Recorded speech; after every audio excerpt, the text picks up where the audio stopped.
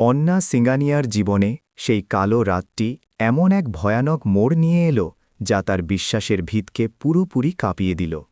সেই ভয়াবহ দুর্ঘটনার পর যখন ডাক্তাররা তার চোখ থেকে সাদা পট্টি সরাল, তখন সে সবকিছু খুব পরিষ্কার এবং স্পষ্ট দেখতে পাচ্ছিল। কিন্তু সে এক অত্যন্ত গভীর ও কৌশলগত সিদ্ধান্ত নিল যে সে তার দৃষ্টিশক্তি ফিরে পাওয়ার কথা কাউকে বলবে না। সে তার চোখের পলক ধীরে ধীরে ঝাপকাল এবং নিজের সামনে দাঁড়িয়ে থাকা স্বামী রাজীবের দিকে তাকিয়েও না দেখার অভিনয় করল। তার চোখে এক অদ্ভুত স্থিরতা ছিল, যা ঘরের প্রতিটি মানুষকে বিশ্বাস করতে বাধ্য করল যে সে এখনও পুরোপুরি অন্ধ। সে অনুভব করল যে এটাই তার সম্পর্কের পরীক্ষা নেওয়ার সেরা সময়, কারণ দুনিয়া প্রায়শই সেই সব মানুষের প্রতি নিজের আসল চেহারা দেখায় যাদের সে অসহায় এবং দুর্বল মনে করতে থাকে। রাজীব তৎক্ষণাৎ অন্নার হাত নিজের হাতের মুঠোয় নিল এবং অত্যন্ত সহমর্মিতার সুরায় তাকে সান্ত্বনা দিতে লাগল। কিন্তু অন্না তার গলার স্বরে লুকিয়ে থাকা সেই হালকা স্বস্তিকে চিনে ফেলল, যা অন্য কেউ শুনতে পায়নি। সে জানত যে রাজীব তার অগাধ সম্পত্তি এবং সাম্রাজ্যকে ভালোবাসে, তাকে নয়। আর এই অন্ধত্ব এখন তার জন্য এক অভেদ্য বর্ম হয়ে গিয়েছিল, যার আড়ালে লুকিয়ে সে পুরো সত্য দেখতে পাচ্ছিল। ঘরের বাতাসে টাটকা গোলাপের মিষ্টি সুবাস ছিল, কিন্তু অন্না তাতে ষড়যন্ত্রের এক অত্যন্ত হালকা তিতকুটে ভাব অনুভব করছিল, যা তার অন্তরাত্মাকে অনবরত অস্থির করে তুলছিল। সে নিজেকে মানসিকভাবে প্রস্তুত করল যে এখন থেকে প্রতিটি শব্দ, প্রতিটি স্পর্শ এবং প্রতিটি আওয়াজ তাকে খুব গভীরভাবে মেপে নিতে হবে। তাকে নিজের আবেগ পুরোপুরি নিয়ন্ত্রণ করতে হবে, যাতে সে এই জটিল খেলাটি শেষ পর্যন্ত সফলভাবে খেলতে পারে। ডাক্তার মালহোত্রা অন্নার চোখগুলো আবার পরীক্ষা করলেন এবং দীর্ঘশ্বাস ফেলে বললেন যে সম্ভবত মানসিক আঘাতের কারণে তার দৃষ্টিশক্তি ফিরে আসেনি এবং এতে সময় লাগতে পারে। অন্না নিজের মুখে নিরাশার এক অত্যন্ত নিখুঁত ভাব ফুটিয়ে তুলল, যা যে কোনো দক্ষ অভিনেতাকেও হার মানাতে পারে, এবং ধীরে ধীরে নিজের মাথা নিচু করে নিল। রাজীব ডাক্তারকে বাইরে এগিয়ে দেওয়ার বাহানা করল এবং ঘর থেকে বেরোতেই অন্না নিজের চোখ খুলল এবং ঘরের প্রতিটি কোণ নিজের তীক্ষ্ণ নজরে স্ক্যান করল। সে দেখল যে দেয়ালে লাগানো তাদের বিয়ের ছবিটা কিছুটা বাঁকা ছিল, যা সম্ভবত তাদের টলমল সম্পর্কের এক নির্বাক প্রতীক হয়ে উঠেছিল। সে নিজের ভেতরের ঘাবড়ে যাওয়া ভাব চেপে রাখল এবং আবারও চোখ বন্ধ করে নিল, কারণ সে জানত যে রাজীব যে কোনো মুহূর্তে ফিরে আসতে পারে। যখন রাজীব ঘরে ফিরে এলো, সে নিজের পকেট থেকে ফোন বের করল এবং অত্যন্ত নিচু স্বরে কাউকে মেসেজ টাইপ করতে লাগল, যার শব্দ অন্নার সতর্ক কান পর্যন্ত পৌঁছাচ্ছিল। অন্না অনুভব করল যে রাজীবের ব্যবহার হাসপাতালে থাকাকালীন খুব আনুষ্ঠানিক এবং কৃত্রিম হয়ে উঠছিল, যেন সে কোনো বোঝা বয়ে বেড়াচ্ছে। সে অন্নার বিছানার কাছে বসে থাকলেও তার ধ্যান পুরোপুরি নিজের ফোন এবং বাইরের দুনিয়ার কাজকর্মের দিকে ছিল। অন্না মনে মনে ভাবল যে পুরুষকে সে নিজের সর্বস্ব উৎসর্গ করে দিয়েছিল, সে কি সত্যি এতটা নিচে নামতে পারে যে তার অসহায়ত্বের সুযোগ নেবে। সে ঠিক করল যে ততক্ষণ পর্যন্ত সে নিজের চোখ খুলবে না, যতক্ষণ না সে রাজীবের মনের সবচেয়ে অন্ধকার কোণগুলো পুরোপুরি দেখে এবং বুঝে নিতে পারে। হাসপাতাল থেকে ছুটি পাওয়ার দিন এলো এবং রাজীব তাকে হুইল চেয়ারে বসিয়ে হাসপাতালের ঠান্ডা ও সাদা করিডোর দিয়ে বাইরে নিয়ে গেল, যেখানে মিডিয়ার একটি ছোট দল তাদের অপেক্ষা করছিল। অন্যা নিজের মুখ নিচু করে রেখেছিল এবং একটি কালো পট্টি নিজের চোখের ওপর বেঁধে রেখেছিল, যাতে তাকে সত্যিই একজন অসহায় শিকারের মতো দেখাচ্ছিল। রাজীব সাংবাদিকদের সামনে খুব ভালোবেসে তার হাত ধরল এবং ঘোষণা করল যে সে তার স্ত্রীর সেবার জন্য নিজের জীবন পর্যন্ত দিয়ে দেবে। অমেয়ের এই কথাগুলো শুনে হাসি পাচ্ছিল, কারণ সে জানত যে ক্যামেরার পেছনের বাস্তবতা কতটা ভয়ানক এবং ফাঁপা হতে পারে। গাড়িতে ওঠার সময় সে রাজীবের হাতের বাঁধনে সেই কঠোরতা অনুভব করল, যা তার শব্দের কোমলতা থেকে একেবারেই আলাদা এবং ভীতিজনক ছিল। তাদের বিলাসবহুল গাড়িটি যখন সিঙ্গানিয়া ম্যানশনের বিশাল গেটের ভেতরে প্রবেশ করল, তখন অন্যার বুক দুরুদুরু করতে লাগল, কারণ এটি সেই জায়গা যেখানে সে নিজের সুখের স্বপ্ন বুনেছিল। বাড়ির পুরনো এবং বিশ্বস্ত চাকররা যখন তাদের মালকিনকে এই অবস্থায় দেখল, তখন তাদের চোখে জল চলে এলো, কিন্তু রাজীব তাদের তৎক্ষণাৎ নিজের কাজে ফিরে যাওয়ার আদেশ দিল। অন্যাকে তার ঘরে নিয়ে যাওয়া হলো, যেখানে সবকিছু তেমনই ছিল যেমনটা সে ফেলে গিয়েছিল, কিন্তু এখন তাকে এটি শুধু ছুঁয়ে এবং অনুভব করে চেনার নাটক করতে হচ্ছিল। সে ইচ্ছা করেই টেবিলের ওপর রাখা একটি ফুলদানি ফেলে দিল, যাতে সে দেখতে পারে রাজীবের প্রতিক্রিয়া কী হয় এবং সে কি তাকে সামলাতে ছুটে আসে কিনা।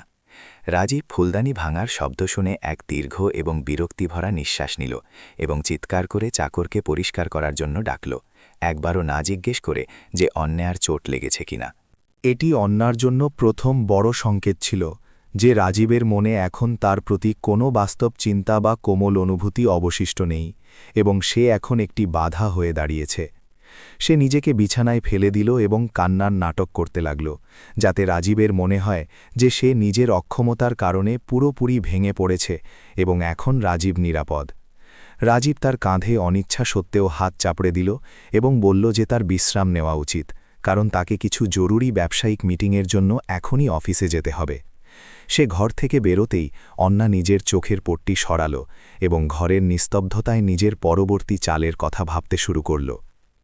দুপুরের সময় অন্নার পুরনো ও বিশ্বস্ত পরিচারিকা কাকি তার জন্য স্যুপ নিয়ে এলো এবং অন্নার চোখের দিকে তাকাতেই সে থমকে গেল, কারণ সে অন্নাকে ছোটবেলা থেকে দেখছিল।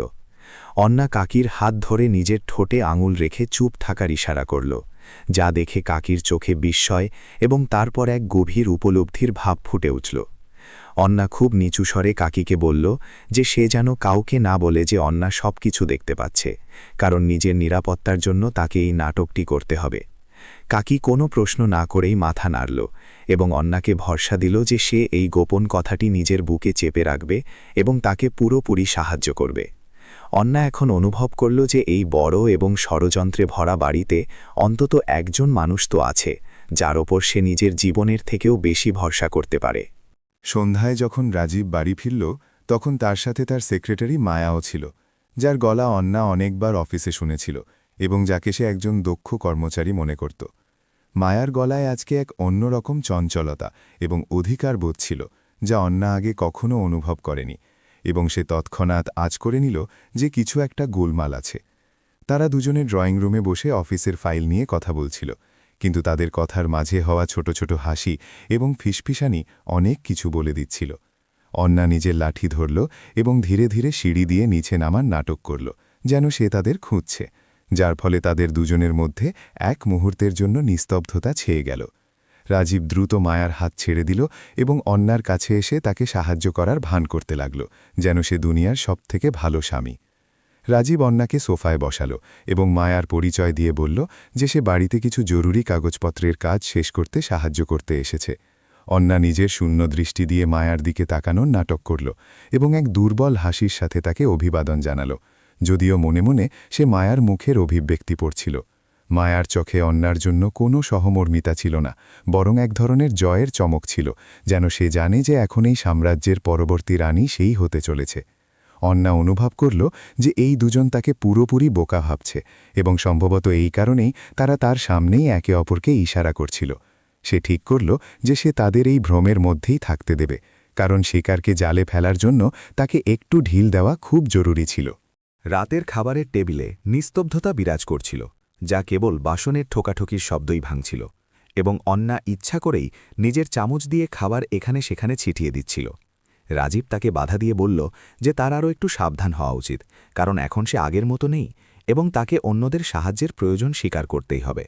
অন্না অনুভব করল যে রাজীবের সুরের মধ্যে অপমানের ছোঁয়া ছিল, যা এটা বোঝাচ্ছিল যে সে এখন তাকে একজন সমান জীবনসঙ্গিনী নয়, বরং এক বোঝা মনে করতে শুরু করেছে। সে ধীরে নিজের মাথা নাড়ল এবং ক্ষমা চাইল। যখন তার মাথা সেই ব্যবসায়িক ডেটাগুলো মনে করছিল যা রাজীব ও মায়া দুপুরে আলোচনা করছিল, সে জানত যে সিঙ্গানিয়া ডায়মন্ডসের কিছু গুরুত্বপূর্ণ চুক্তি বিপদে ছিল এবং রাজীব সেগুলো সামলাতে পুরোপুরি সক্ষম ছিল না, যা তার জন্য একটি সুযোগ হতে পারত। পরের কয়েকদিন অন্না বাড়ির প্রতিটি কোণে গোপনে শোনার ক্ষমতা বাড়িয়ে নিল এবং সে দেখল যে রাজীব এখন রাতে দেরি করে বাড়ি ফিরতে শুরু করেছে। সে প্রায় মদ্যপ অবস্থায় থাকত এবং বন্ধুদের সাথে ফোনে কথা বলার সময় অন্নার অন্ধত্ব নিয়ে মজা করত, যা শুনে অন্নার রক্ত টকবক করে ফুটত। সে শুনল যে রাজীব কিভাবে মায়ার সাথে মিলে তার ব্যাঙ্ক অ্যাকাউন্ট এবং স্থাবর সম্পত্তির দলিলগুলো নিজের নামে করার পরিকল্পনা করছিল, যাতে সে তাকে পুরোপুরি পথে বসাতে পারে। অন্নার শান্তিই ছিল তার সবচেয়ে বড় শক্তি এবং সে প্রতিটি অপমান একটি ডায়েরিতে লিখে রাখছিল, যা সে নিজের মস্তিষ্কের সিন্ধুকে তৈরি করে রেখেছিল।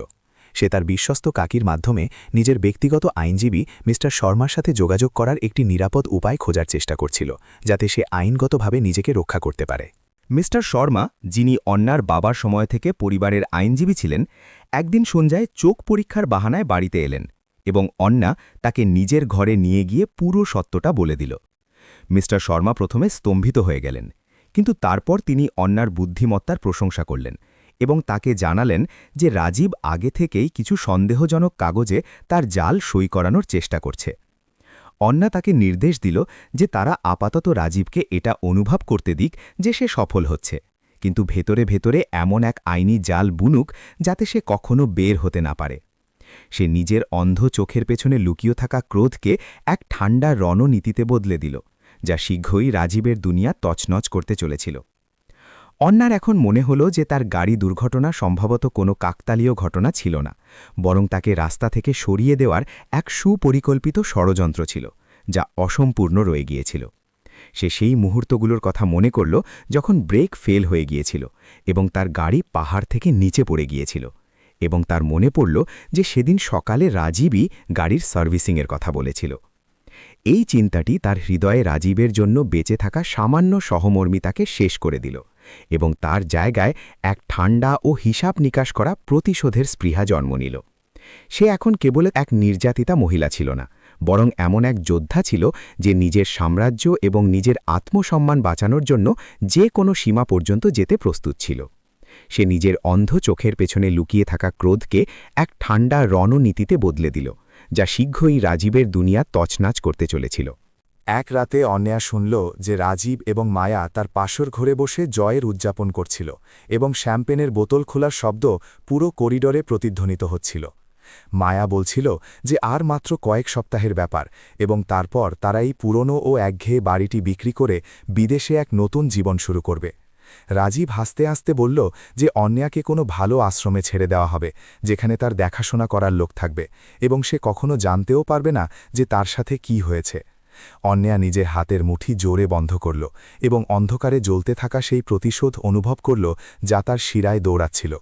সে হাসিমুখে নিজের কাছে প্রতিজ্ঞা করল যে যখন সে সবার সামনে নিজের চোখ খুলবে তখন সেই দিনটি এদের দুজনের জন্য কেয়ামতের দিন হবে।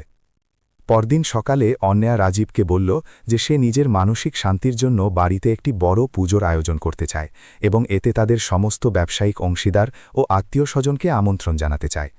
রাজীবের মনে হল এটি একটি ভালো পরিকল্পনা, কারণ এতে সমাজে তার ভাবমূর্তি একজন যত্নশীল ও ধার্মিক স্বামী হিসেবে আরও মজবুত হবে এবং লোকে তাকে কখনো সন্দেহ করবে না।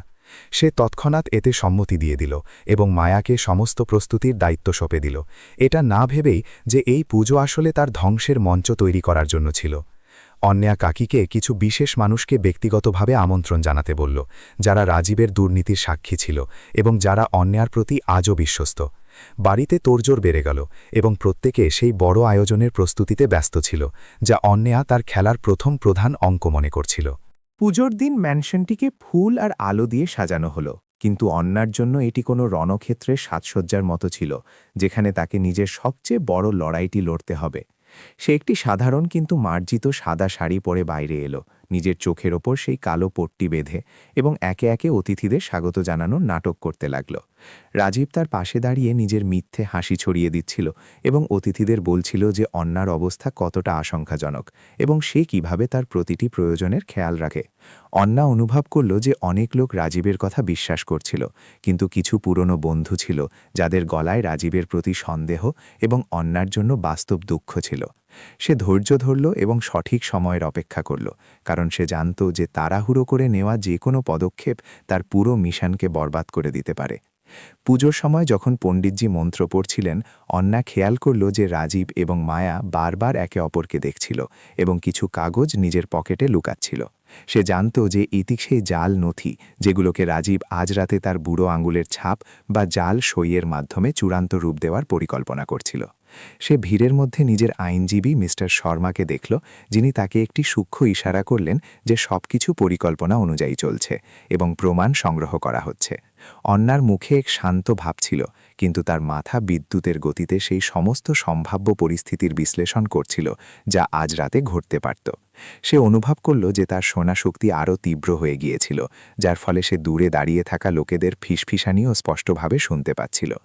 অনুষ্ঠানের শেষে রাজীব একটি ছোট বক্তৃতা দিল, যাতে সে অন্যার প্রতি নিজের ভালোবাসার গুণগান করল এবং বলল যে সে তাকে ছাড়া এই কোম্পানি চালানোর কথা কল্পনাও করতে পারে না। অতিথিরা তালি বাজালো, কিন্তু অন্যার জন্য সেই হাততালি কোনো ব্যঙ্গের মতো লাগছিল, যা রাজীবের নির্লজ্জতার উপর হাসছিল।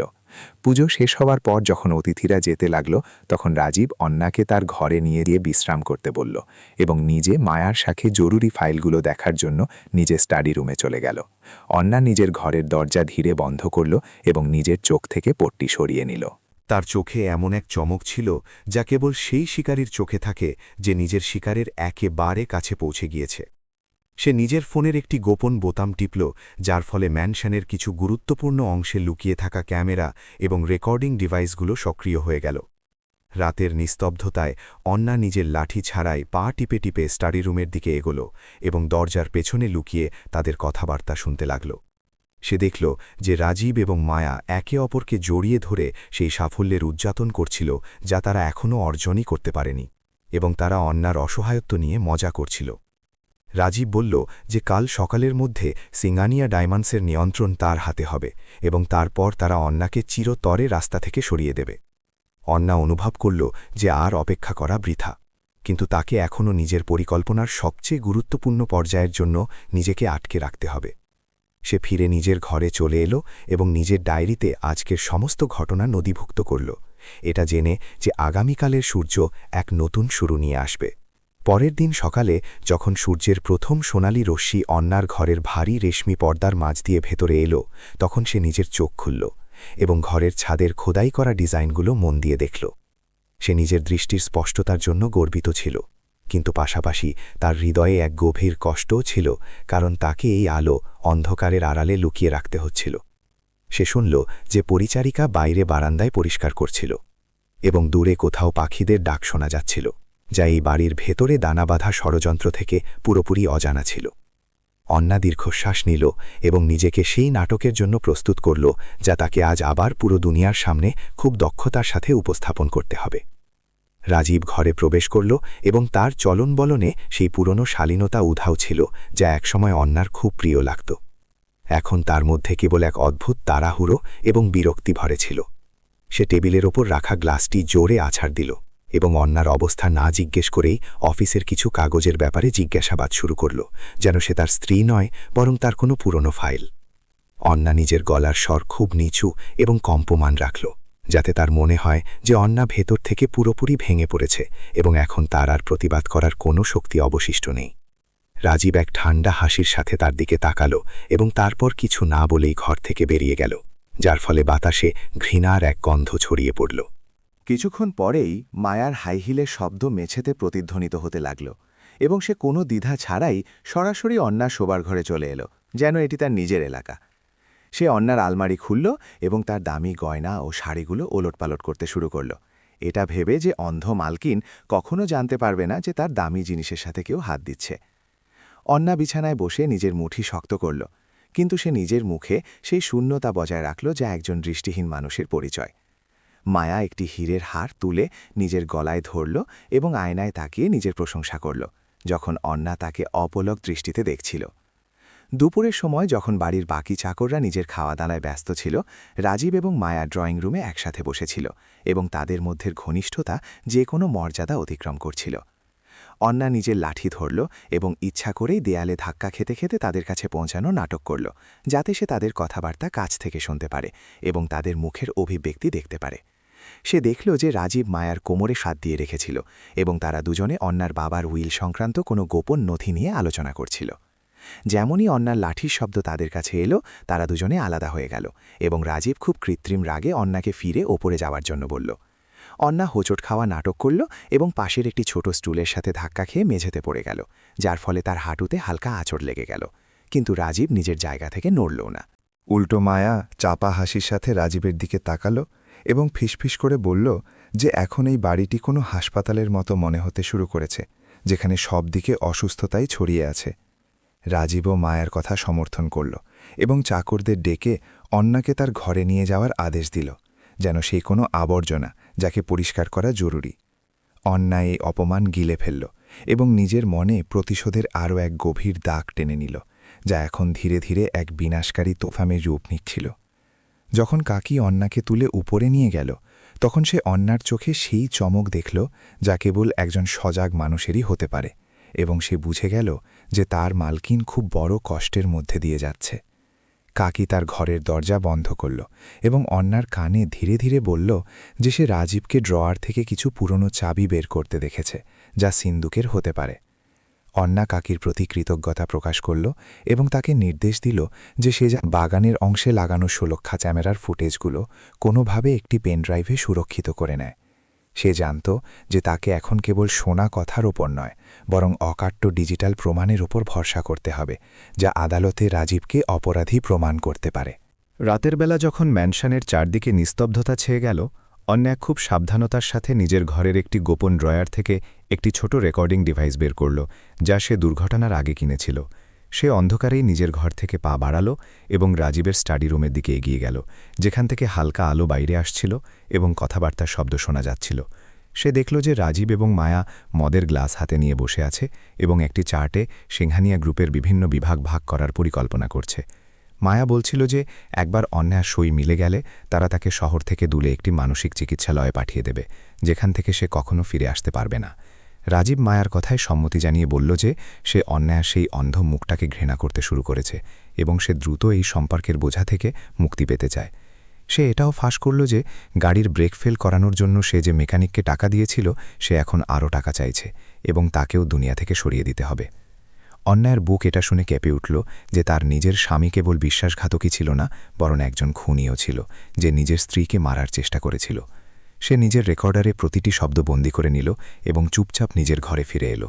তার শ্বাস দ্রুত চলছিল এবং চোখ রাগে লাল ছিল। পরের দিন অন্যা তার একজন পুরনো ও বিশ্বস্ত কর্মচারী বিক্রমকে, যে আইটি বিভাগের প্রধান ছিল, একটি ব্যক্তিগত বার্তা পাঠাল এবং তাকে একটি ক্যাফেতে দেখা করতে বলল।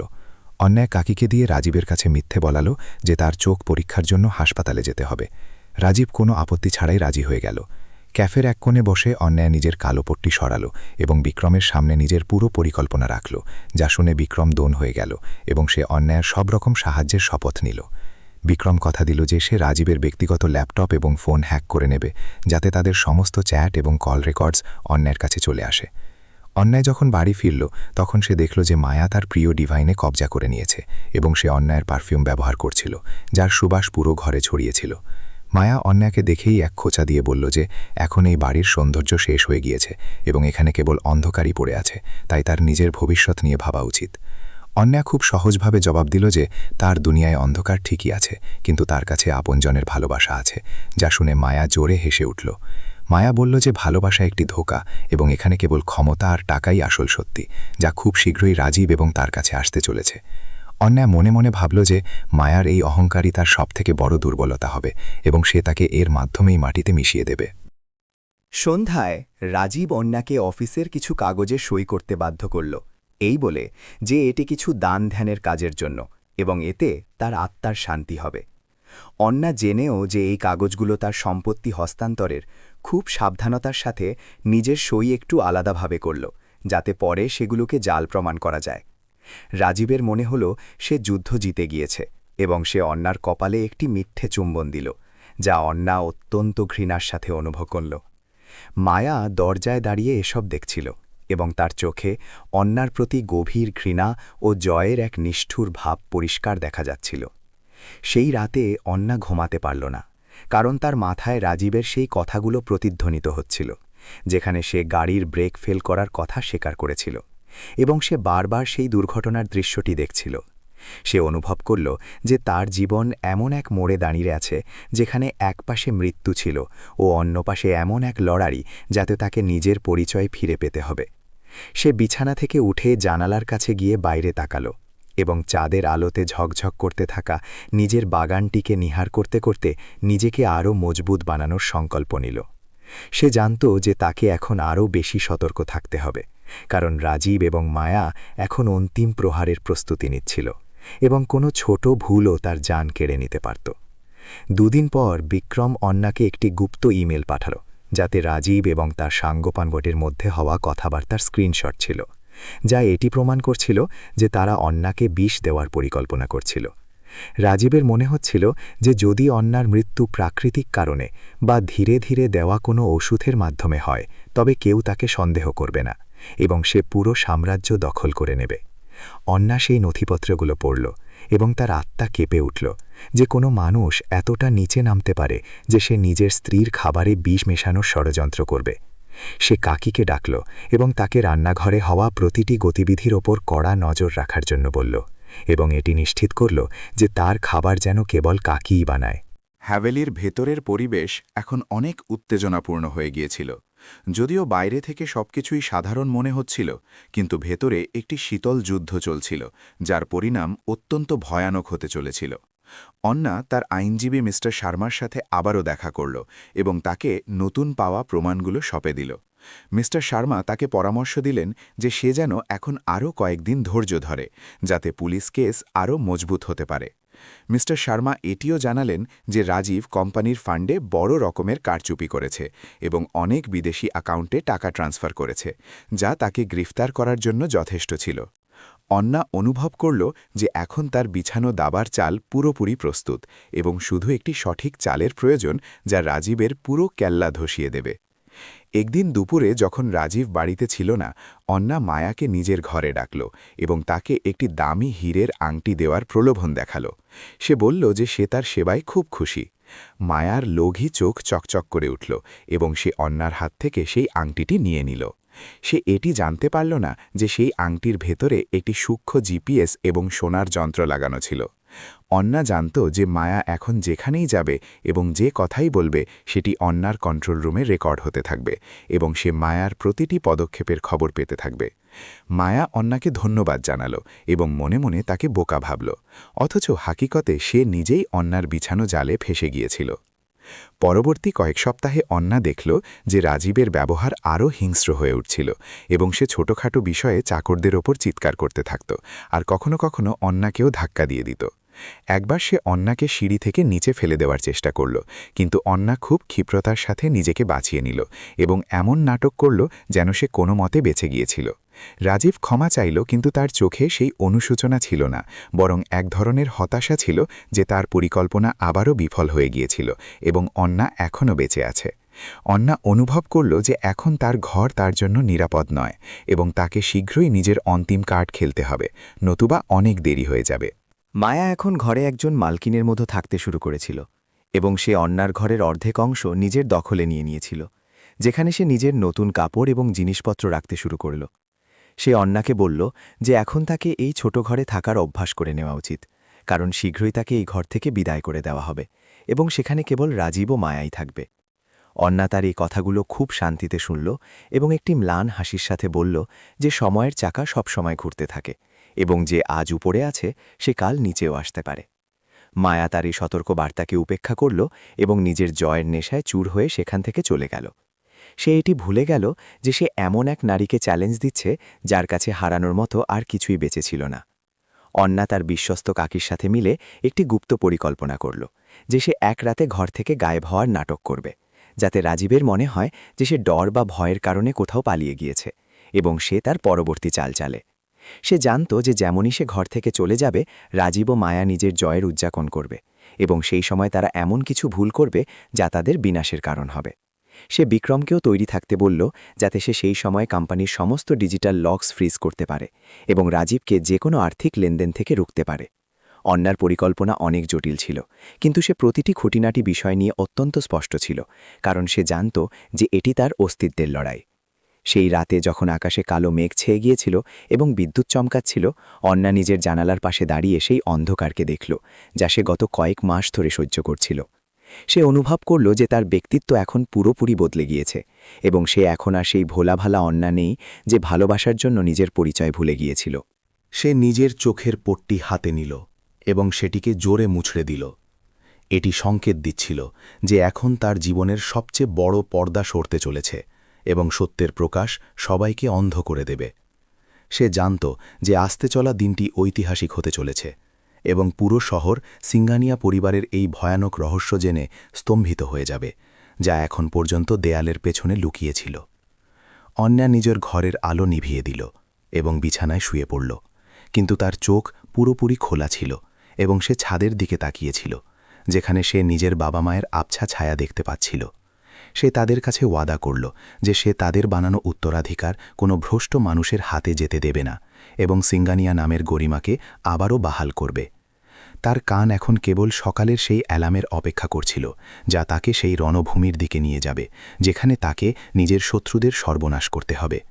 সে একজন শিকারীর মতো শান্ত এবং একাগ্র ছিল, যে নিজের শিকারের একটি ভুল পদক্ষেপের অপেক্ষা করছিল, যাতে সে তার ওপর ঝাঁপিয়ে পড়তে পারে এবং তাকে কখনো মাথা তোলার যোগ্য না রাখে। সকালের কুয়াশা তখনও পুরোপুরি কাটেনি যে সিঙ্গানিয়া হাবেলির বিশাল হলে রাজীব ও মায়ার খিলখিল হাসি প্রতিধ্বনিত হতে লাগল, যা অন্যার কানে গলানো সীসার মতো বিনছিল। তারা দুজনে সোফায় বসে সেই ফাইলগুলো দেখছিল, যাতে অন্যার পৈতৃক সম্পত্তির পুরো বিবরণ ছিল, এবং তাদের চোখে লোভের এক এমন চমক ছিল যা কোনো ক্ষুধার্ত ও খুখার নেকড়ের মতো লাগছিল। অন্যা নিজের লাঠি নিয়ে সিঁড়ির পাশে দাঁড়িয়ে তাদের প্রতিটি ছোট বড় নড়াচড়া নিজের তীক্ষ্ণ চোখে দেখছিল, কিন্তু সে মুখে সেই অসহায়তা এবং শূন্যভাব বজায় রেখেছিল, যাতে তাদের মনে হয় সে পুরোপুরি তাদের রহম বা দয়ার ওপর আছে। তাকে নিজের আবেগ নিয়ন্ত্রণে রাখার জন্য অনেক সংগ্রাম করতে হচ্ছিল, কারণ তার মন চাচ্ছিল যে সে সেই মুহূর্তেই গিয়ে তাদের দুজনের মুখোশ খুলে দেয়। রাজীব একটি আইনি দস্তাবেজ মায়ার দিকে বাড়িয়ে অত্যন্ত উৎসাহের সাথে বলল যে যদি তারা আজ অন্যার ডিজিটাল স্বাক্ষর পেয়ে যায়, তবে সিঙ্গানিয়া ডায়মন্ডসের 60% অংশ তার নামে হয়ে যাবে এবং বোর্ড অফ ডিরেক্টরসে তার আধিপত্য পুরোপুরি কায়েম হয়ে যাবে। মায়া হাসতে হাসতে জবাব দিল যে অন্যা এতটাই মূর্খ এবং ভোলা যে তার মনে হবে সে কোনো বড় চ্যারিটি ট্রাস্টের জন্য টাকা দিচ্ছে, এবং এইভাবে সে নিজেরই বরবাদির পরোয়ানায় খুশি খুশি নিজের সম্মতি দিয়ে দেবে। অন্যা শুনল যে কিভাবে তারা তার বছরের পর বছরের পরিশ্রম এবং তার বাবার উত্তরাধিকারকে মাটিতে মেশানোর পরিকল্পনা করছিল। সে মনে মনে প্রতিজ্ঞা করল যে সে তাদের এমন শিক্ষা দেবে যা তারা নিজের শেষ নিঃশ্বাস পর্যন্ত মনে রাখবে এবং আর কখনো কাউকে ধোঁকা দেবার হিম্মত করবে না। অন্যা জানত বুঝে নিজের লাঠি মেঝেতে জোরে ঠুকল এবং অত্যন্ত ভীত ও কাঁপানো স্বরে রাজীবকে ডাকল, যেন সে রাস্তা হারিয়ে ফেলেছে এবং তার কারো সাহায্যের খুব শক্ত প্রয়োজন। রাজীব নিজের বিরক্তি চেপে মায়াকে চুপ থাকার ইশারা করল এবং দৌড়ে অন্যার কাছে গেল। তাকে সাহারা দিয়ে সোফার দিকে নিয়ে যেতে লাগল, অথচ তার চোখে অন্যার জন্য কেবল ঘৃণা ও তিরস্কারের ভাব ভরা ছিল। সে অন্যাকে বলল যে সে কেন বারবার নিচে আসার চেষ্টা করে, যখন সে জানে যে তার অবস্থা ঠিক নেই এবং তার কেবল নিজের ঘরে থেকে আরাম করা উচিত, আর কোম্পানির সমস্ত কাজ তার ওপর ছেড়ে দেওয়া উচিত। সে অন্যাকে সোফায় বসালো এবং এক গ্লাস জল দেওয়ার নাটক করল, যাতে সে নিজের মিঠে কথায় তাকে ফাঁসাতে পারে। রাজীব বড় চালাকির সাথে সেই কাগজগুলো অন্যার সামনে রাখল এবং একটি দামি কলম তার হাতে দিয়ে বলল যে এটি কিছু খুব জরুরি কাগজ, যা তাদের কোম্পানির গরিব কর্মচারীদের বোনাস এবং মঙ্গলের জন্য তৈরি করা হয়েছে। অন্যা নিজের কাঁপানো আঙুল দিয়ে কাগজগুলো হাতড়ানোর নাটক করল এবং অত্যন্ত মাসুমিয়ত বা সরলতার সাথে জিজ্ঞেস করল যে তার কি বাস্তবে এগুলোতে স্বাক্ষর করা উচিত, কারণ সে কিছুই দেখতে পাচ্ছে না এবং সে পুরোপুরি রাজীবের ভরসায় কাজ করছে। মায়া পাশে দাঁড়িয়ে নিজের হাসি চেপে রাখার চেষ্টা করছিল এবং তার মনে হচ্ছিল যে এখন তাদের রাস্তা পুরোপুরি পরিষ্কার হয়ে গিয়েছে এবং কোনো কিছুই তাদের এখন এই বিশাল সাম্রাজ্যের মালিক হওয়া থেকে আটকাতে পারবে না। অন্যা ধীরে কলম ধরল এবং সেই দস্তাবেজগুলোতে ধ্যান কেন্দ্রিত করল, যা সে খুব ভালোভাবেই পড়তে পারছিল। অন্যা কলম তুলল এবং অত্যন্ত সাবধানতার সাথে সেই জায়গাগুলোতে স্বাক্ষর করল যেখানে রাজীব নিজের আঙুল দিয়ে ইশারা করছিল। কিন্তু সে নিজের স্বাক্ষরে এমন একটি সূক্ষ্ম বদল করল যা কেবল একজন পেশাদার ফরেনসিক বিশেষজ্ঞই চিনতে পারত। সে জানত বুঝে একটি বিশেষ কালির ব্যবহার করল, যা বিক্রম তাকে বিশেষ রূপে দিয়েছিল, যা কিছু ঘণ্টা পর গায়েব হয়ে যেতে পারত বা কাগজে কিছু লুকিয়ে থাকা বার্তা উন্মোচন করতে পারত। রাজীব সেই স্বাক্ষরিত কাগজগুলো বড় তাড়াতাড়ি নিজের আলমারিতে বন্ধ করে দিল, এটি ভেবে যে সে আজ অন্যাটি পুরোপুরি কাঙাল বানিয়ে দিয়েছে, অথচ সে নিজে নিজের বরবাদির প্রথম সিঁড়ি চড়ে ফেলেছিল। সে মায়ার দিকে তাকিয়ে একটি গুপ্ত ইশারা করল, যাতে এটি বোঝা যাচ্ছিল যে তারা এখন নিজেদের মিশনের পরবর্তী ধাপে পৌঁছে গিয়েছে। স্বাক্ষর হওয়ার পর মায়া অন্যার কাছে এসে তার পিঠ চাপড়ে দিল এবং একটি কৃত্রিম সহমর্মিতার সাথে বলল যে সে অত্যন্ত মহান, কারণ সে নিজের চোখের জ্যোতি না থাকা সত্ত্বেও সমাজসেবার কথা ভাবছে। অন্যা মায়ার চোখে সরাসরি দেখার নিজের তীব্র ইচ্ছাকে চেপে রাখল এবং একটি ম্লান হাসির সাথে বলল যে মানুষকে কেবল চোখ দিয়ে নয়, বরং মন দিয়ে দেখা উচিত, এবং তার পুরো বিশ্বাস আছে যে তার নিজের লোকেরা তাকে কখনো ধোঁকা দেবে না। মায়া রাজীবের দিকে তাকিয়ে নিজের চোখ নাড়াল এবং চাপা হাসিতে বলল যে কিছু মানুষ বাস্তবে দুনিয়ার তিতকুটে হাকিকত থেকে এতটাই দূরে থাকে যে তাদের নিজের চোখের সামনে হওয়া অন্যায়ও দেখা যায় না। অন্যা অনুভব করল যে মায়ার আত্মবিশ্বাস এখন অহংকারে বদলে গিয়েছিল। অন্যা আবারও কাঁপানো স্বরে জল চাইল, যাতে রাজীবকে তাকে রান্নাঘর পর্যন্ত নিয়ে যেতে হয়, এবং এরই মধ্যে অন্যা নিজের পকেটে লুকানো একটি ছোট ট্রান্সমিটার রাজীবের ল্যাপটপের পেছনে বড় সাফাইয়ের সাথে চিপকে দিল। সে অনুভব করল যে তার বুক দুরুদুরু করছিল, কিন্তু তার বাইরের শান্তি একটি গভীর সমান্তরের মতো ছিল, যাতে আসতে চলা তুফানের আওয়াজ লুকিয়েছিল, যা এই দুই বোকা বুঝতে পারছিল না। রাজীব তাকে জলের গ্লাস দিল এবং আবারও মায়ার সাথে নিজের আলোচনায় ব্যস্ত হয়ে গেল। এটি মেনে নিয়ে যে অন্না এখন এমনের খুঁটি হয়ে গিয়েছে যাকে যখন ইচ্ছা খেলা থেকে বের করে দেওয়া যেতে পারে। সে জানত যে পরবর্তী কিছু ঘণ্টা রাজীবের কারিগরি সুরক্ষায় শীত কাটার জন্য অত্যন্ত গুরুত্বপূর্ণ হতে চলেছিল। উপরে নিজের ঘরে পৌঁছানোর পর অন্না তৎক্ষণাৎ বিক্রমকে বার্তা পাঠালো যে কাজ হয়ে গিয়েছে এবং এখন সে রাজীবের সিস্টেমে ঢুকে সেই সমস্ত ডিজিটাল স্বাক্ষরগুলো ট্র্যাক করতে পারে যা সে এইমাত্র নিয়েছিল। বিক্রম কিছু মিনিটেই জবাব দিল যে সে অ্যাক্সেস পেয়ে গিয়েছে এবং সে দেখতে পাচ্ছে যে রাজীব কিভাবে ভুয়ো কোম্পানিগুলোর একটি জাল বানিয়েছে যেখানে সে সমস্ত টাকা ডাম্প করার পরিকল্পনা করছে। অন্না অনুভব করল যে তার পরিকল্পনার দ্বিতীয় ধাপও সফলভাবে সম্পন্ন হয়েছে এবং এখন তাকে শুধু সেই প্রমাণগুলো জোগাড় করতে হবে যা রাজীবের অপরাধগুলোকে আইনি রূপ দিতে পারে। সে নিজের অন্ধ চোখের পেছনে লুকিয়ে থাকা তেজ মাথার ব্যবহার করে বিক্রমকে পরবর্তী কমান্ড দিল যে সে যেন সমস্ত ডেটার ব্যাকআপ নিয়ে নেয়।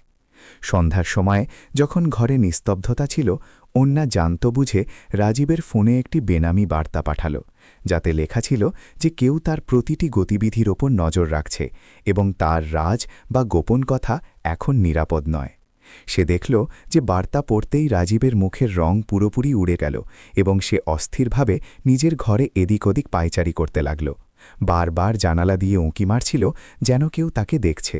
মায়া তাকে শান্ত করার চেষ্টা করল, কিন্তু রাজীবের আত্মবিশ্বাস এখন টলমল করতে লাগল, কারণ তার মনে হল যে সম্ভবত অন্যার বাবার কোনো পুরনো বিশ্বস্ত লোক এখনও ছায়ার মতো তার পেছনে লেগে আছে এবং প্রমাণ জোগাড় করছে। সেই ভয় রাজীবের মনে একটি গভীর বীজ বুনে দিয়েছিল যা তাকে পাগল করে দেওয়ার মতো ছিল। মায়া রাজীবকে উস্কানি দিল যে তাদের এখন আর অপেক্ষা করা উচিত নয় এবং কালই সেই সমস্ত শেয়ার বাজারে বিক্রি করে দেওয়া উচিত যাতে তাদের কাছে বড় পরিমাণে নগদ টাকা আসতে পারে এবং তারা শীঘ্রই দেশ ছাড়তে পারে। রাজীব কিছুটা ডরালো, কিন্তু মায়ার লালচ বা লোভ এবং তার মিষ্টি কথা তাকে আবারও অপরাধের পথে চলার জন্য প্রেরিত করল, আর সে ঠিক করল যে সে কাল সকালেই ব্যাংক গিয়ে সমস্ত কাজ মিটিয়ে ফেলবে। অন্না নিজের ঘরের দরজার পেছন থেকে এটি সব দেখছিল এবং সে ধীরে নিজের ফোনের বোতাম টিপল যাতে আইনজীবী মিস্টার শর্মার কাছে একটি অ্যালার্ট চলে গেল যে কাল সকালে ব্যাংকে ঘেরাও করতে হবে। সে অনুভব করল যে তার শিকার এখন নিজেই সেই জালে এগোচ্ছে যা সে বড় মেহনতে বিছিয়েছিল।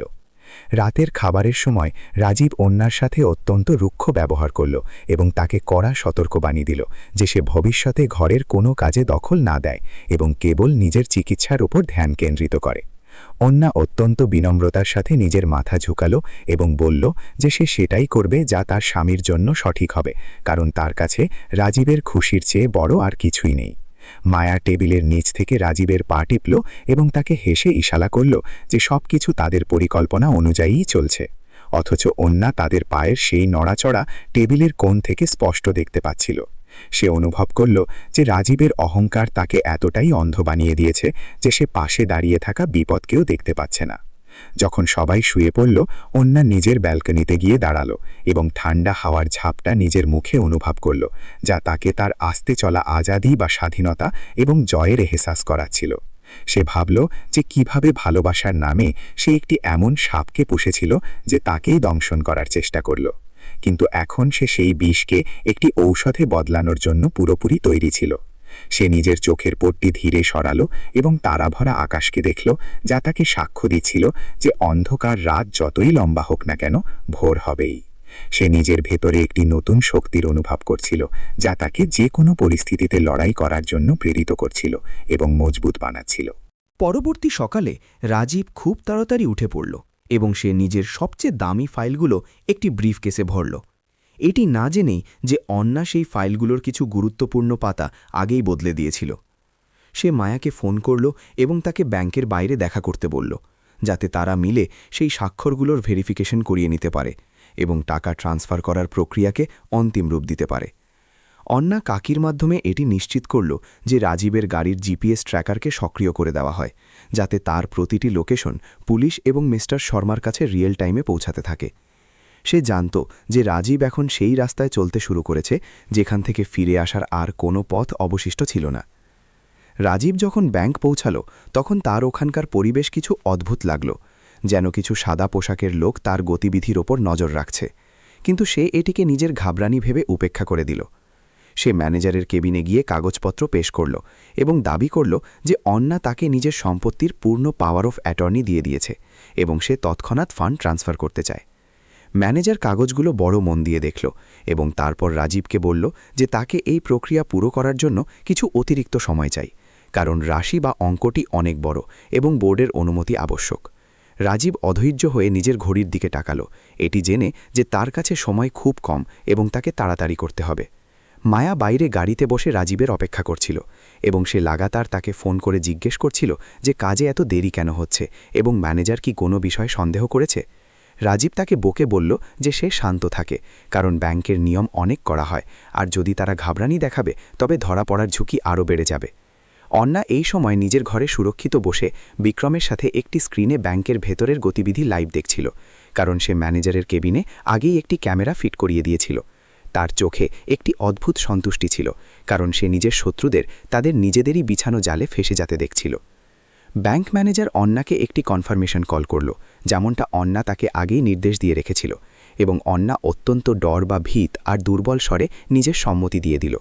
রাজীবের মনে হল যে এখন তার রাস্তা পুরোপুরি পরিষ্কার হয়ে গিয়েছে এবং সে ম্যানেজারের দিকে তাকিয়ে একটি বিজয়ী হাসি হাসল, এটি ভেবে যে এখন সিঙ্গানিয়া সাম্রাজ্যের আসল রাজা সেই হয়ে গিয়েছে। তার এই বিষয়ে বিন্দুমাত্র আন্দাজ ছিল না যে যে অ্যাকাউন্টে সে টাকা ট্রান্সফার করছিল সেটি বাস্তবে একটি এসক্রো অ্যাকাউন্ট ছিল, যা মিস্টার শর্মা পুলিশের তত্ত্বাবধানে বানিয়েছিলেন। রাজীব স্বস্তির নিঃশ্বাস নিল এবং নিজের ভবিষ্যতের স্বপ্নে হারিয়ে গেল, যেখানে সে ঐশ্বর্য আর আরামের জিন্দেগি কাটাতে চলেছিল। যখন রাজীব ঘরে ফিরল, সে এতটাই খুশি ছিল যে সে ঘরের সমস্ত চাকরদের 1 মাসের অতিরিক্ত বেতন দেওয়ার ঘোষণা করল, যাতে তার খুশির দেখনদারি সবার সামনে হতে পারে। সে অন্যার ঘরে গিয়ে তাকে জানালো যে আজকের দিনটি অত্যন্ত ভাগ্যশালী ছিল এবং এখন তাদের কোম্পানি একটি নতুন প্রজেক্টে বিনিয়োগ করতে যাচ্ছে, যাতে তাদের সম্পত্তি আরও বাড়বে। অন্না তাকে অভিনন্দন জানালো এবং মনে মনে হাসল যে রাজীব নিজেরই কবর খুঁড়ছে আর তার মনে হচ্ছে সে সাফল্যের উচ্চতাকে ছুতে যাচ্ছে, অথচ হাকিকত এর ঠিক উল্টো ছিল। রাজীব তাকে একটি দামি উপহার দেওয়ার বাধা করল, যা অন্যার কাছে কোনো বড় উপহাসের মতো লাগছিল। সন্ধ্যা পর্যন্ত মায়া নিজের সমস্ত সামান বা জিনিসপত্র নিয়ে হাভেলিতে চলে এলো এবং সে অন্নাকে জানালো যে এখন থেকে সে এই ঘরের গেস্ট নয়, বরং রাজীবের প্রধান উপদেষ্টা হিসেবে এখানেই বাস করবে।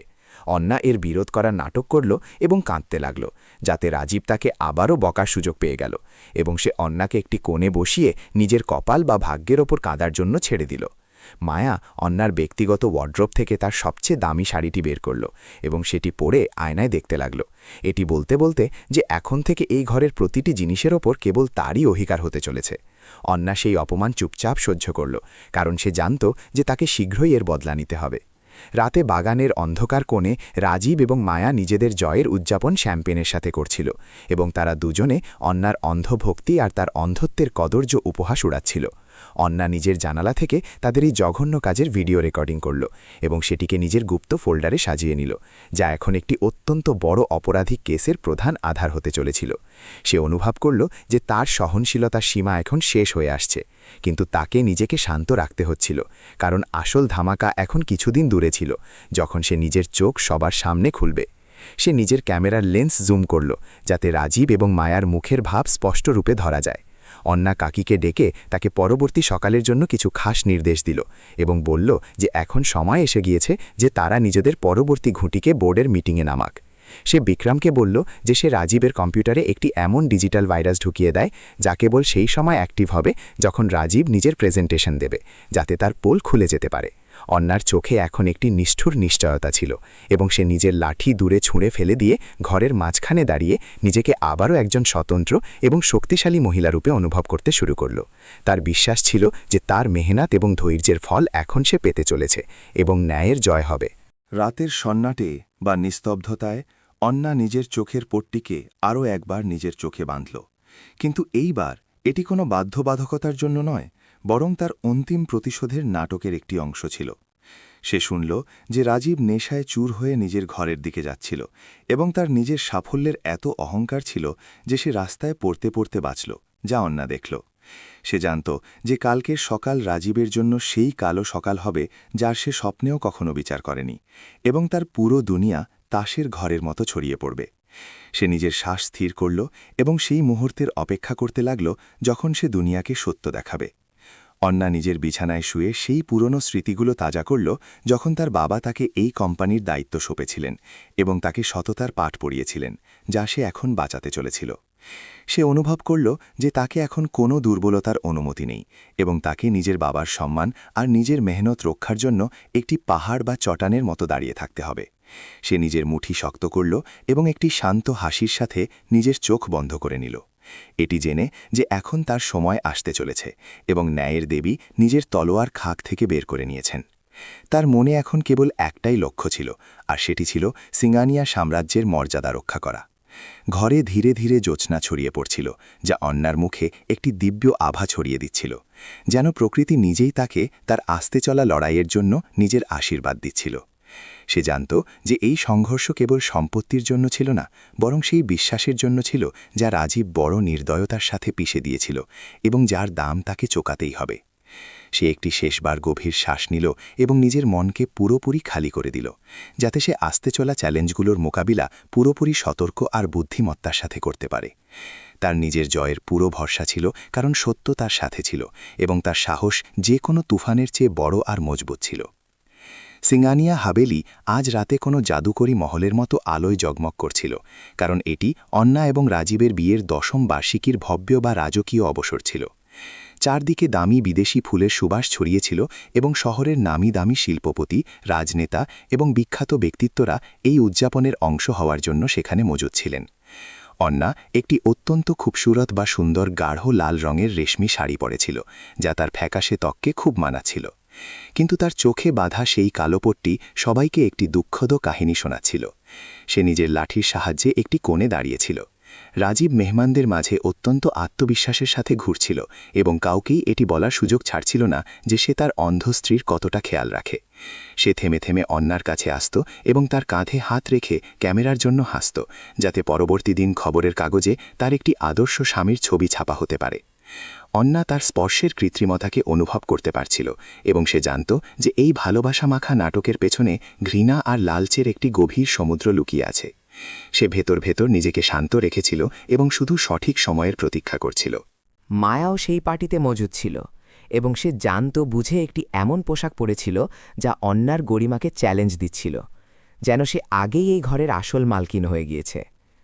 সে রাজীবের চারদিকে মণ্ডলাচ্ছিল এবং বারবার তার কানে কিছু ফিসফিস করছিল, যা দেখে মেহমানদের মাঝে কানা ঘুষো শুরু হয়ে গিয়েছিল।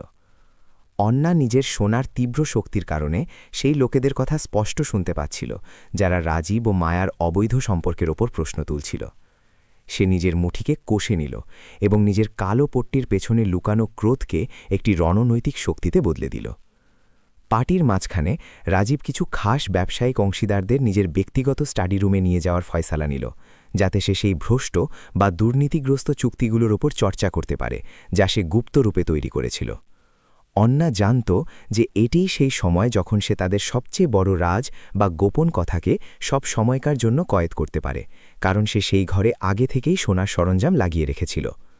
সে ধীরে ধীরে করিডোরের দিকে এগোল, এটি নাটক করতে করতে যে সে রাস্তা ভুলে গিয়েছে এবং কোনো চাকরের সাহায্য খুঁজছে। রাজীব তাকে দেখে নিল এবং অত্যন্ত বেরুখী বা রুক্ষতার সাথে তাকে নিজের ঘরে ফিরে যাওয়ার আদেশ দিল। যেমনই রাত গড়াতে লাগল, রাজীবের ব্যবহার আরও অপমানজনক হতে লাগল এবং সে মদ্যপ হয়ে অন্যার উপহাস করা শুরু করে দিল, যাতে পুরো পার্টিতে নিস্তব্ধতা ছেয়ে গেল।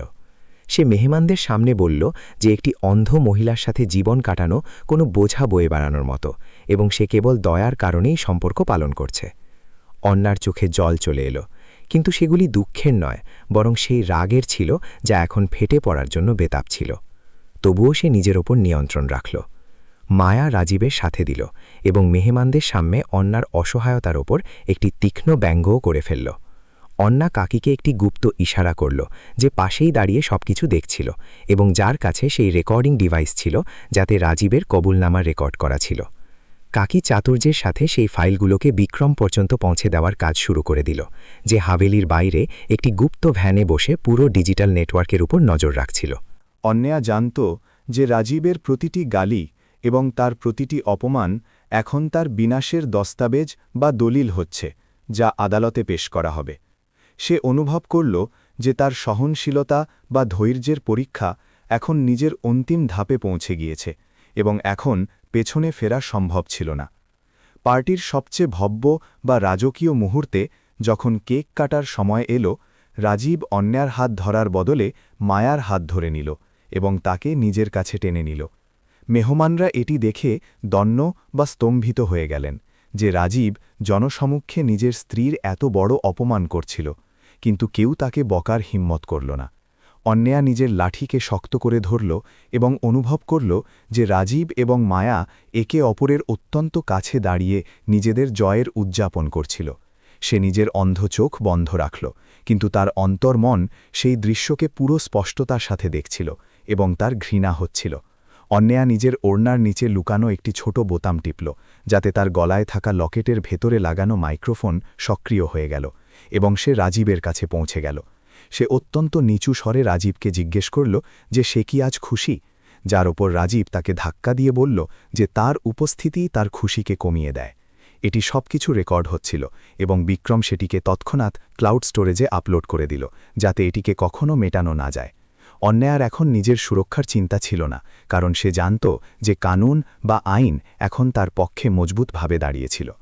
পার্টির শেষে যখন মেহমানরা যেতে লাগলেন এবং হাভেলি আবারও শান্ত হল আর কেবল সাফাই করা চাকরদের আওয়াজ আসছিল, অন্যা নিজের ঘরে ফিরে এলো এবং নিজের কালো পট্টিটি ধীরে সরিয়ে দিল।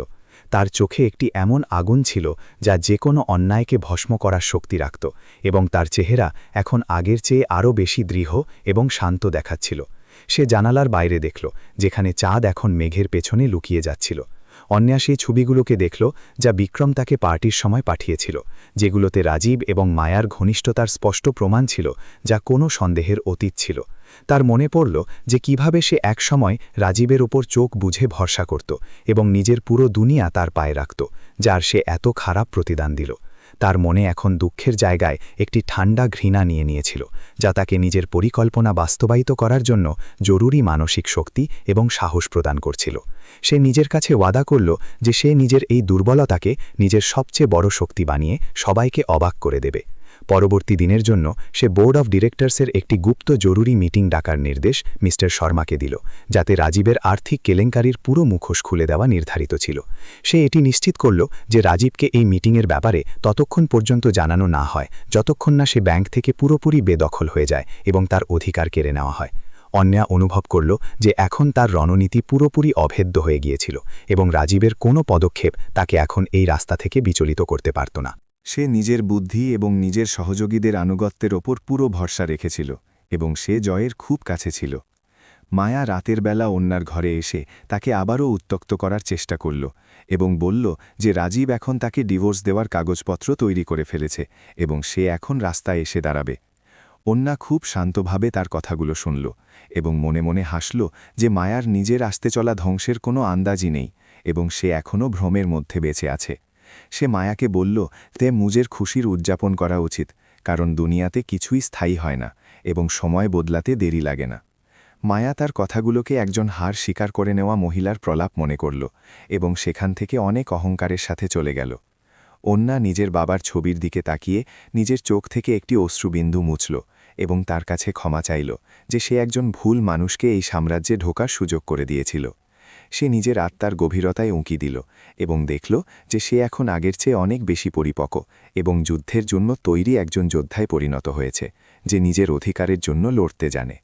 সে নিজের লাঠি বিছানার পাশে রাখল এবং চোখ বন্ধ করে নিল, যাতে সে পরের দিনের মহাসংগ্রামের জন্য নিজের সমস্ত শক্তি একত্রিত করতে পারে এবং সফল হতে পারে।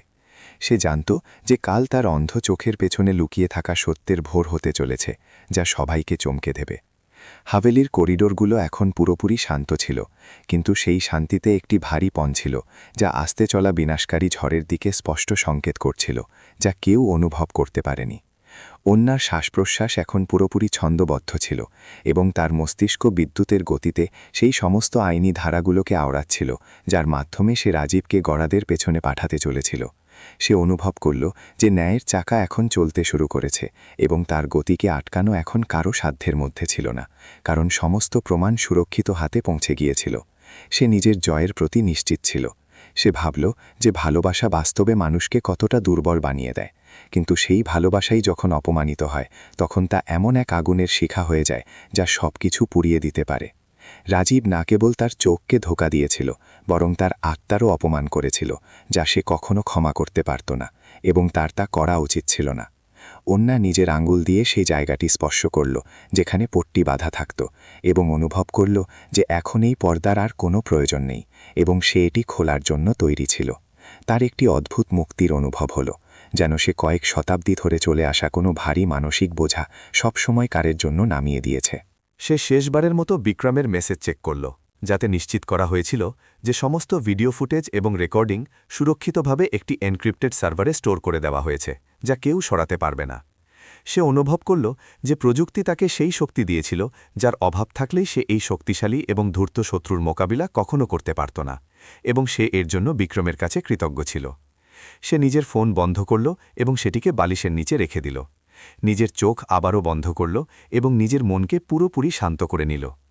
এখন কেবল ভোরের প্রথম কিরণের অপেক্ষা ছিল, যা এই দীর্ঘ এবং অন্ধকার রাতের শেষ করতে চলেছিল এবং নতুন ভোর আনবে। অন্যা জানত যে এই লড়াই শুধু তার জন্য নয়, বরং সেই সমস্ত মহিলাদের জন্য যারা নিজের ঘরেই বিশ্বাসঘাতকতার শিকার হয় এবং সমাজ তাদের দুর্বল মনে করে। সে একটি উদাহরণ পেশ করতে চেয়েছিল যে একজন মহিলার নিস্তব্ধতাকে তার দুর্বলতা মনে করা কারো সবচেয়ে বড় ভুল হতে পারে, এবং সে পাল্টা আঘাত করতে খুব ভালোভাবেই জানে। তার ধমনীতে এখন কেবল প্রতিশোধের রক্ত নয়, বরং ন্যায়ের ভাবনা বইছিল, যা তাকে একটি উঁচু উদ্দেশ্যের জন্য লড়তে লাগাতার প্রেরণা দিচ্ছিল। সে নিজের পুরো শক্তিকে নিজের চেতনায় গুটিয়ে নিল। যখন বাইরে শিশির বিন্দু ফুলের ওপর পড়তে লাগল, অন্যা একটি গভীর ঘুমের কোলে ঢলে পড়ল, যা তার শান্তি এবং জয়ের বিশ্বাসের এক বড় প্রতীক ছিল। সে জানত যে যখন সে পরের বার নিজের চোখ জনসম্মুখে খুলবে, তখন তা পুরো দুনিয়ার জন্য এক নতুন জন্ম হবে এবং রাজীবের দুনিয়া শেষ হবে। সে হাসতে হাসতে নিজের চেতনাকে বিশ্রাম দিল এবং সেই সমস্ত দুঃখগুলোকে পেছনে ফেলে দিল যারা তাকে এখন পর্যন্ত বেঁধে রেখেছিল এবং যা এখন ধুলোয় পরিণত হয়েছিল। সে তৈরি ছিল, পুরোপুরি তৈরি সেই সত্যকে প্রকট করার জন্য, যা এখন পর্যন্ত তার চোখের পাতার পেছনে অত্যন্ত গভীরতায় লুকিয়েছিল। পুরো রাত অন্যার মনে একটাই বিচার ঘুরতে থাকল, যে কিভাবে সত্যের জয় সবসময় নিশ্চিত হয়, যাই মিথ্যার পাহাড় যতই উঁচু আর বিশাল কেন না দেখাক। সে নিজের জীবনের এই সবচেয়ে কঠিন অধ্যায়টিকে এখন বন্ধ করার মন বানিয়ে নিয়েছিল, এবং সে জানত যে তাকে এখন ভবিষ্যতের দিকে তাকাতে হবে। তার চোখের সামনে এখন কোনো ধোঁয়াশা ছিল না, বরং একটি পরিষ্কার রাস্তা ছিল, যা তাকে সাফল্য এবং আত্মসম্মানের এক নতুন উচ্চতার দিকে নিয়ে যেতে চলেছিল। সে নিজের চোখের পাতা শেষবারের মতো ঝাপটাল এবং নিজেকে পুরোপুরি সেই নিয়তির হাতে সঁপে দিল, যা এখন তার জন্য ন্যায় নিয়ে আসছিল। হাভেলির ওপর ভোরের সূর্য উঠে গিয়েছিল, কিন্তু অন্যার জন্য এই বিশাল ঘর এখন কেবল পুরনো স্মৃতির একটি ঠান্ডা সমাধিস্থল হয়ে রয়ে গিয়েছিল। সে নিজের বিছানায় শুয়ে ছাদের দিকে তাকিয়েছিল, কিন্তু যেমনই সে বাইরে করিডোরে ভারী পায়ের আওয়াজ শুনতে পেল, সে তৎক্ষণাৎ নিজের চোখ বন্ধ করে নিল এবং অন্ধত্বের মুখোশ পরে নিল। তার প্রতিটি ইন্দ্রিয় এখন আগের চেয়ে অনেক বেশি তীব্র হয়ে গিয়েছিল, এবং সে রাজীবের দামি তামাকের গন্ধ দূর থেকেই চিনতে পারত। সে ঘরে একটি এমন শীতলতার সাথে দাখিল হল, যা অন্যার রোমকূপ কাঁপিয়ে দিল। রাজীব অবশেষে নিজের সেই নিষ্ঠুর পরিকল্পনার বিষয়ে কথা বলা শুরু করল, যার মাধ্যমে সে মায়াকে স্থায়ীভাবে এই ঘরে থাকার জন্য আনতে চেয়েছিল। সে দাবি করল যে অন্যার বর্তমান শারীরিক অবস্থা দেখে তার পেশাদার দেখভালের কড়া প্রয়োজন আছে, যা কেবল একজন বিশ্বস্ত ব্যক্তিই প্রদান করতে পারে। সে মায়াকে একজন বিশেষ সহায়কের নাম দিল, যাতে সমাজের চোখে এই পদক্ষেপ বৈধ মনে হয় এবং কারো সন্দেহ না হয়। অন্যা একজন বিভ্রান্ত এবং কৃতজ্ঞ স্ত্রীর ভূমিকা পালন করল, যদিও তার ভেতরে প্রতিশোধের একটি ঠান্ডা আগুন জ্বলছিল, যা সবকিছু ভস্ম করে দেবে। কিছু ঘণ্টার ভেতরেই মায়া নিজের সমস্ত জিনিসপত্র নিয়ে হাভেলির প্রধান শয়নকক্ষের ঠিক পাশের ঘরে চলে এলো এবং সে নিজের অধিকার খাটাতে শুরু করে দিল। সে অন্যার সামনেই তার পছন্দের পারফিউম ব্যবহার করল এবং উঁচু গলায় রাজীবের কাছে নিজের পছন্দের খাবারের ফরমায়েশ করতে লাগল, যেন সে এই ঘরের রানী। অন্যা বিছানায় বসে তাদের নির্লজ্জতার প্রতিটি কথা শুনল এবং অনুভব করল যে রাজীব এখন নিজের কৃত্তিকলাপ লুকানোর চেষ্টাও করছিল না। তার মনে হয়েছিল যে অন্যা একটি প্রাণহীন বস্তুর মতো, যা কেবল ঘরের কোণে পড়ে থাকে এবং কিছু দেখতে পায় না। মায়া জানত বুঝে অন্যার কাছে এসে ফিসফিস করে বলত যে সে কতটা কপাল পোড়া, যে তার স্বামী এখন অন্য কারো বাহুতে শান্তি খুঁজছে এবং সে কিছুই করতে পারছে না। সে অন্যার গয়নার আলমারি খুলল এবং একে একে দামি হাড়গুলোকে নিজের গলায় লাগিয়ে আয়নায় নিজের সৌন্দর্য দেখতে লাগল, অথচ অন্যা সবকিছু দেখছিল। অন্না নিজের আঙুলগুলো চাদরের ওপর গেঁথে নিল, যাতে সে নিজের প্রতিক্রিয়া নিয়ন্ত্রণ করতে পারে এবং নিজের গুপ্ত মিশনকে বিপদে না ফেলে। সে অনুভব করল যে মায়ার অহংকার তাকে একটি এমন অন্ধ গলিতে নিয়ে যাচ্ছিল যেখান থেকে ফেরার কোনো রাস্তা ছিল না। এক রাতে অন্না নিজের অন্ধ চোখের পেছন থেকে সেই দৃশ্য দেখল যা দেখে যে কোনো স্ত্রীর বুক কেঁপে উঠতে পারে। রাজীব এবং মায়া তার নিজের ঘরেই আলিঙ্গনবদ্ধ ছিল। তারা ভাবছিল যে অন্না গভীর ঘুমে আছে অথবা অন্ধত্বের কারণে তাদের দেখতে পাবে না, কিন্তু অন্নার সতর্ক চোখ তাদের প্রতিটি ঘিন ঘিন কাজ রেকর্ড করছিল। সে নিজের মাথার শিয়রের নিচে লুকানো একটি সূক্ষ্ম ক্যামেরাকে সক্রিয় করে দিয়েছিল, যা এই বিশ্বাসঘাতকতার প্রতিটি মুহূর্তকে ডিজিটাল প্রমাণে বদলে দিচ্ছিল। তার হৃদয়ে রাজীবের জন্য বেঁচে থাকা সামান্য সম্মানটুকুও সেই রাতে সব সময়কার জন্য ছাই হয়ে গেল এবং তার জায়গা নিয়ে নিল। অন্না অনুভব করল যে এখন সে দুঃখ বা পীড়ার ঊর্ধ্বে উঠে গিয়েছিল এবং তার মস্তিষ্ক কেবল একটি ঠান্ডা ক্যালকুলেটরের মতো কাজ করছে যা তাদের বরবাদির হিসাব করছে। সে বিক্রমকে একটি কোড ওয়ার্ড পাঠাল, যার মানে ছিল যে এখন আর্থিক প্রতারণার সমস্ত নথিপত্রকে অন্তিম রূপ দেওয়ার সময় এসে গিয়েছে এবং পুলিশকে সূচিত করতে হবে। সে জানত যে রাজীব কোম্পানির ফান্ড থেকে কোটি কোটি টাকা বের করে মায়ার নামে ভুয়ো সম্পত্তি কিনেছে, যা তাকে জেলে পাঠানোর জন্য যথেষ্ট ছিল। সে শুধু একটি এমন সুযোগের অপেক্ষায় ছিল যেখানে সে তাদের হাতে নাতে ধরতে পারে এবং সবাইকে সত্য দেখাতে পারে। পরের কিছু দিনে মায়া অন্নার সাথে একজন চাকরানির মতো ব্যবহার করতে শুরু করল। সে তাকে খাবার দিতে দেরি করত এবং কখনো কখনো জানত বুঝে তার হাত ঝটকে দিত। এক দুপুরে সে অন্নার হাতে গরম চা ফেলে দিল এবং অত্যন্ত নির্দয়ভাবে হাসতে হাসতে বলল যে তাকে নিজের চোখের মতো নিজের চামড়াকেও এখন শক্ত বানিয়ে নেওয়া উচিত। অন্না সেই অসহ্য যন্ত্রণা চুপচাপ সহ্য করল এবং একটি শব্দও বলল না, কারণ সে জানত যে তার এই নিস্তব্ধতা শীঘ্রই একটি বড় বিস্ফোরণে বদলাতে চলেছে। সে নিজের মনে সেই সমস্ত তারিখ এবং ঘটনাগুলোকে নথিভুক্ত করল যেগুলোকে সে সাক্ষ্য হিসাবে ব্যবহার করবে। রাজীব এবং মায়া এখন মিলে এটি ঠিক করল যে তারা অন্নাকে মানসিকভাবে অসুস্থ ঘোষণা করে দেবে, যাতে তারা তার সমস্ত বেঁচে থাকা উইলের উপরও কবজা করতে পারে। তারা একজন ভ্রষ্ট ডাক্তারকে টাকা দিল যে অন্নাকে এমন সব ওষুধ দেওয়ার কথা ছিল যাতে তার স্মৃতিশক্তি দুর্বল হয়ে যায় এবং সে পাগলের মতো আচরণ করতে থাকে। অন্না সেই ওষুধগুলোকে কখনো গিলত না, বরং সে সেগুলোকে থুতু দিয়ে ফেলে দিত অথবা টবে দিয়ে দিত, যার ফলে গাছগুলো ধীরে ধীরে শুকিয়ে যেতে লাগল এবং সে তাদের ষড়যন্ত্রের কথা জানতে পারল। সে সেই জাল প্রেসক্রিপশনগুলোর ছবি তুলল এবং সেগুলোকে নিজের আইনজীবী মিস্টার শর্মাকে ইমেলের মাধ্যমে সুরক্ষিত পাঠিয়ে দিল।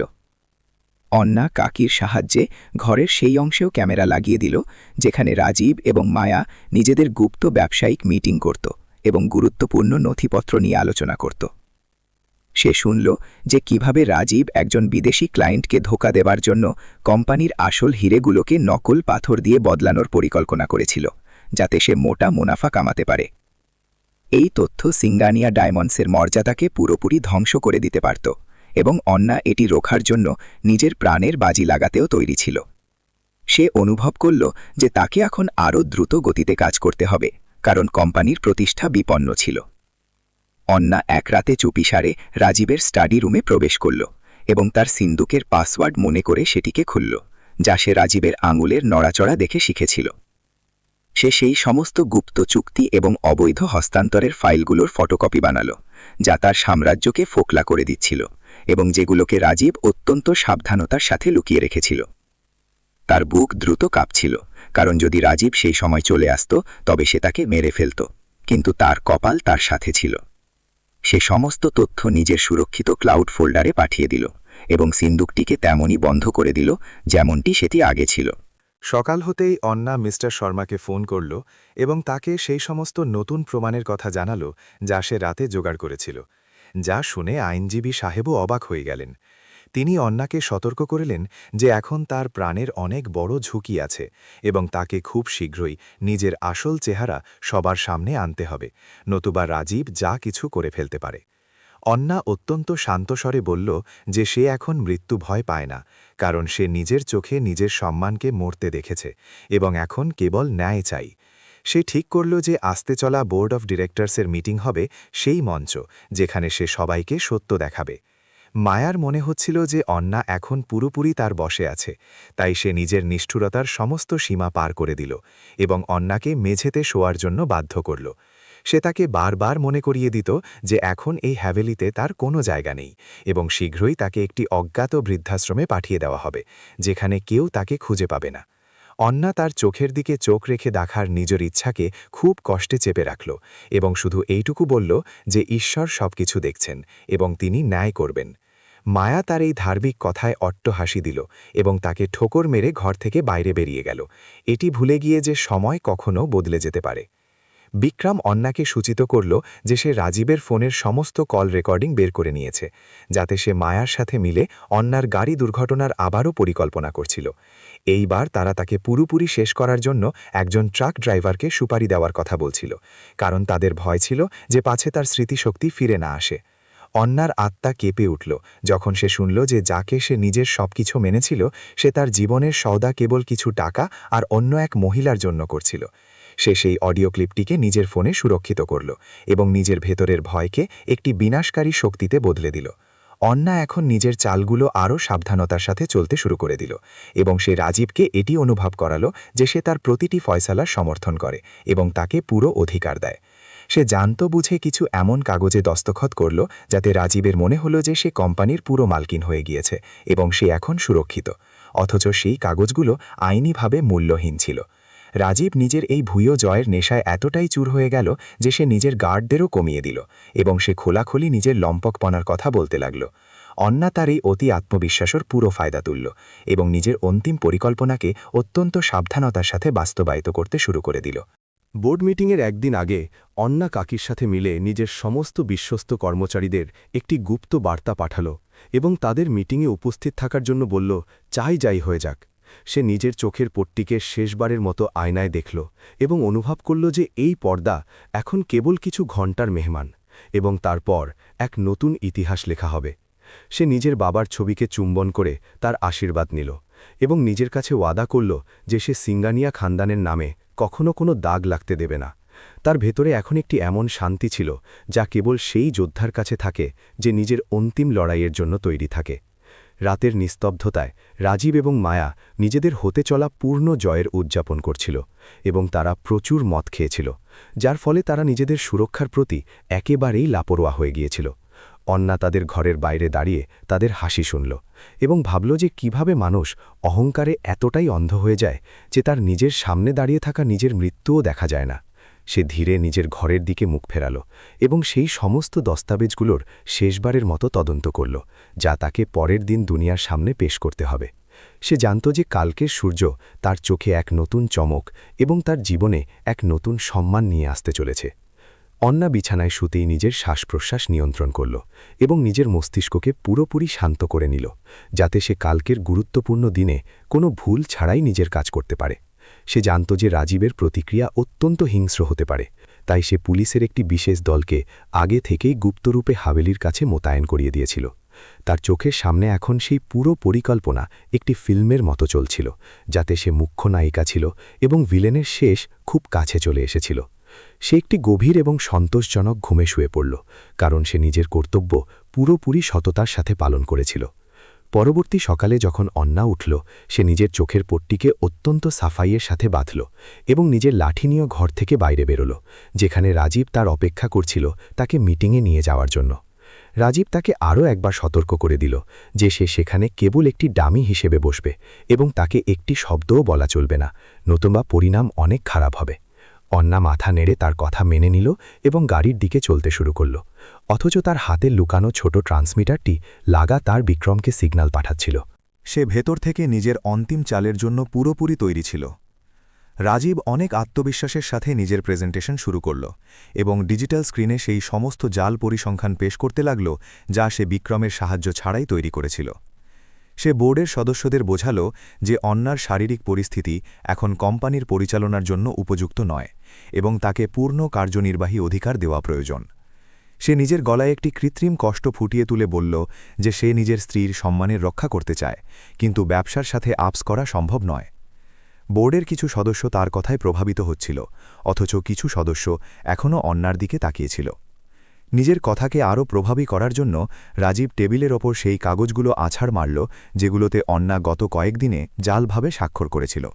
সে দাবি করল যে অন্না নিজেই তাকে এই অধিকার সঁপেছে, কারণ সে এখন এই বিশাল দায়িত্ব সামলানোর মতো মানসিক ও শারীরিকভাবে সক্ষম নয়। সে অন্যার দিকে একটি তাচ্ছিল্য ভরা নজরে তাকালো এবং খুব নিচু স্বরে তার কানে ফিসফিস করে বলল যে এখন তার খেলা শেষ হয়ে গিয়েছে এবং সে কখনোই কিছু দেখতে পাবে না। মায়া, যে ঘরের এক কোণে দাঁড়িয়েছিল, নিজের জয়ের হাসি চেপে রাখার আপ্রাণ চেষ্টা করছিল। যেমনই রাজীব প্রস্তাব পাস করার জন্য ভোটের দাবি জানাল, অন্না খুব শান্ত কিন্তু দৃঢ় গলায় নিজের হাত তুলল এবং বোর্ডের কাছে কথা বলার অনুমতি চাইল। তার কণ্ঠাস্বরের গাম্ভীর্য পুরো ঘরে একটি নিস্তব্ধতা তৈরি করে দিল এবং সমস্ত পরিচালকরা চমকে গেলেন, কারণ তাদের মনে হয়েছিল যে সে কথা বলার সাহসও করবে না। রাজীব তাকে ধমক দিয়ে বসতে বলল, কিন্তু বোর্ডের সবচেয়ে বয়স্ক সদস্য মিস্টার কাপুর অন্নাকে নিজের কথা বলার সুযোগ দেওয়ার সিদ্ধান্ত নিলেন। অন্না নিজের লাঠিটি টেবিলের এক কোণে রাখল এবং একটি দীর্ঘ গভীর শ্বাস নিল, যা যুদ্ধের সূচনার সংকেত ছিল। পুরো বোর্ডরুম এখন অন্নার দিকে তাকিয়েছিল যখন সে নিজের কাঁপতে থাকা হাত দুটি ধীরে ধীরে নিজের চোখের পট্টির দিকে বাড়াল, যা দেখে রাজীবের মুখে দুশ্চিন্তার ছাপ ফুটে উঠল। সে ধীরে ধীরে সেই কালো পট্টির গিট খুলল এবং যেমনই সেই কাপড়টি নিচে পড়ল, সে নিজের চোখ খুলল এবং সরাসরি রাজীবের চোখের দিকে তাকাল। তার চোখে সেই পুরনো কোমলতা ছিল না, বরং একটি তীক্ষ্ণতা এবং বুদ্ধিমত্তা ছিল, যা রাজীবের আত্মবিশ্বাসকে মুহূর্তের মধ্যে ছাই করে দিল। সেই নিস্তব্ধতা এতটাই গভীর ছিল যে ঘড়ির কাঁটার আওয়াজও কোনো বিস্ফোরণের মতো শোনাচ্ছিল।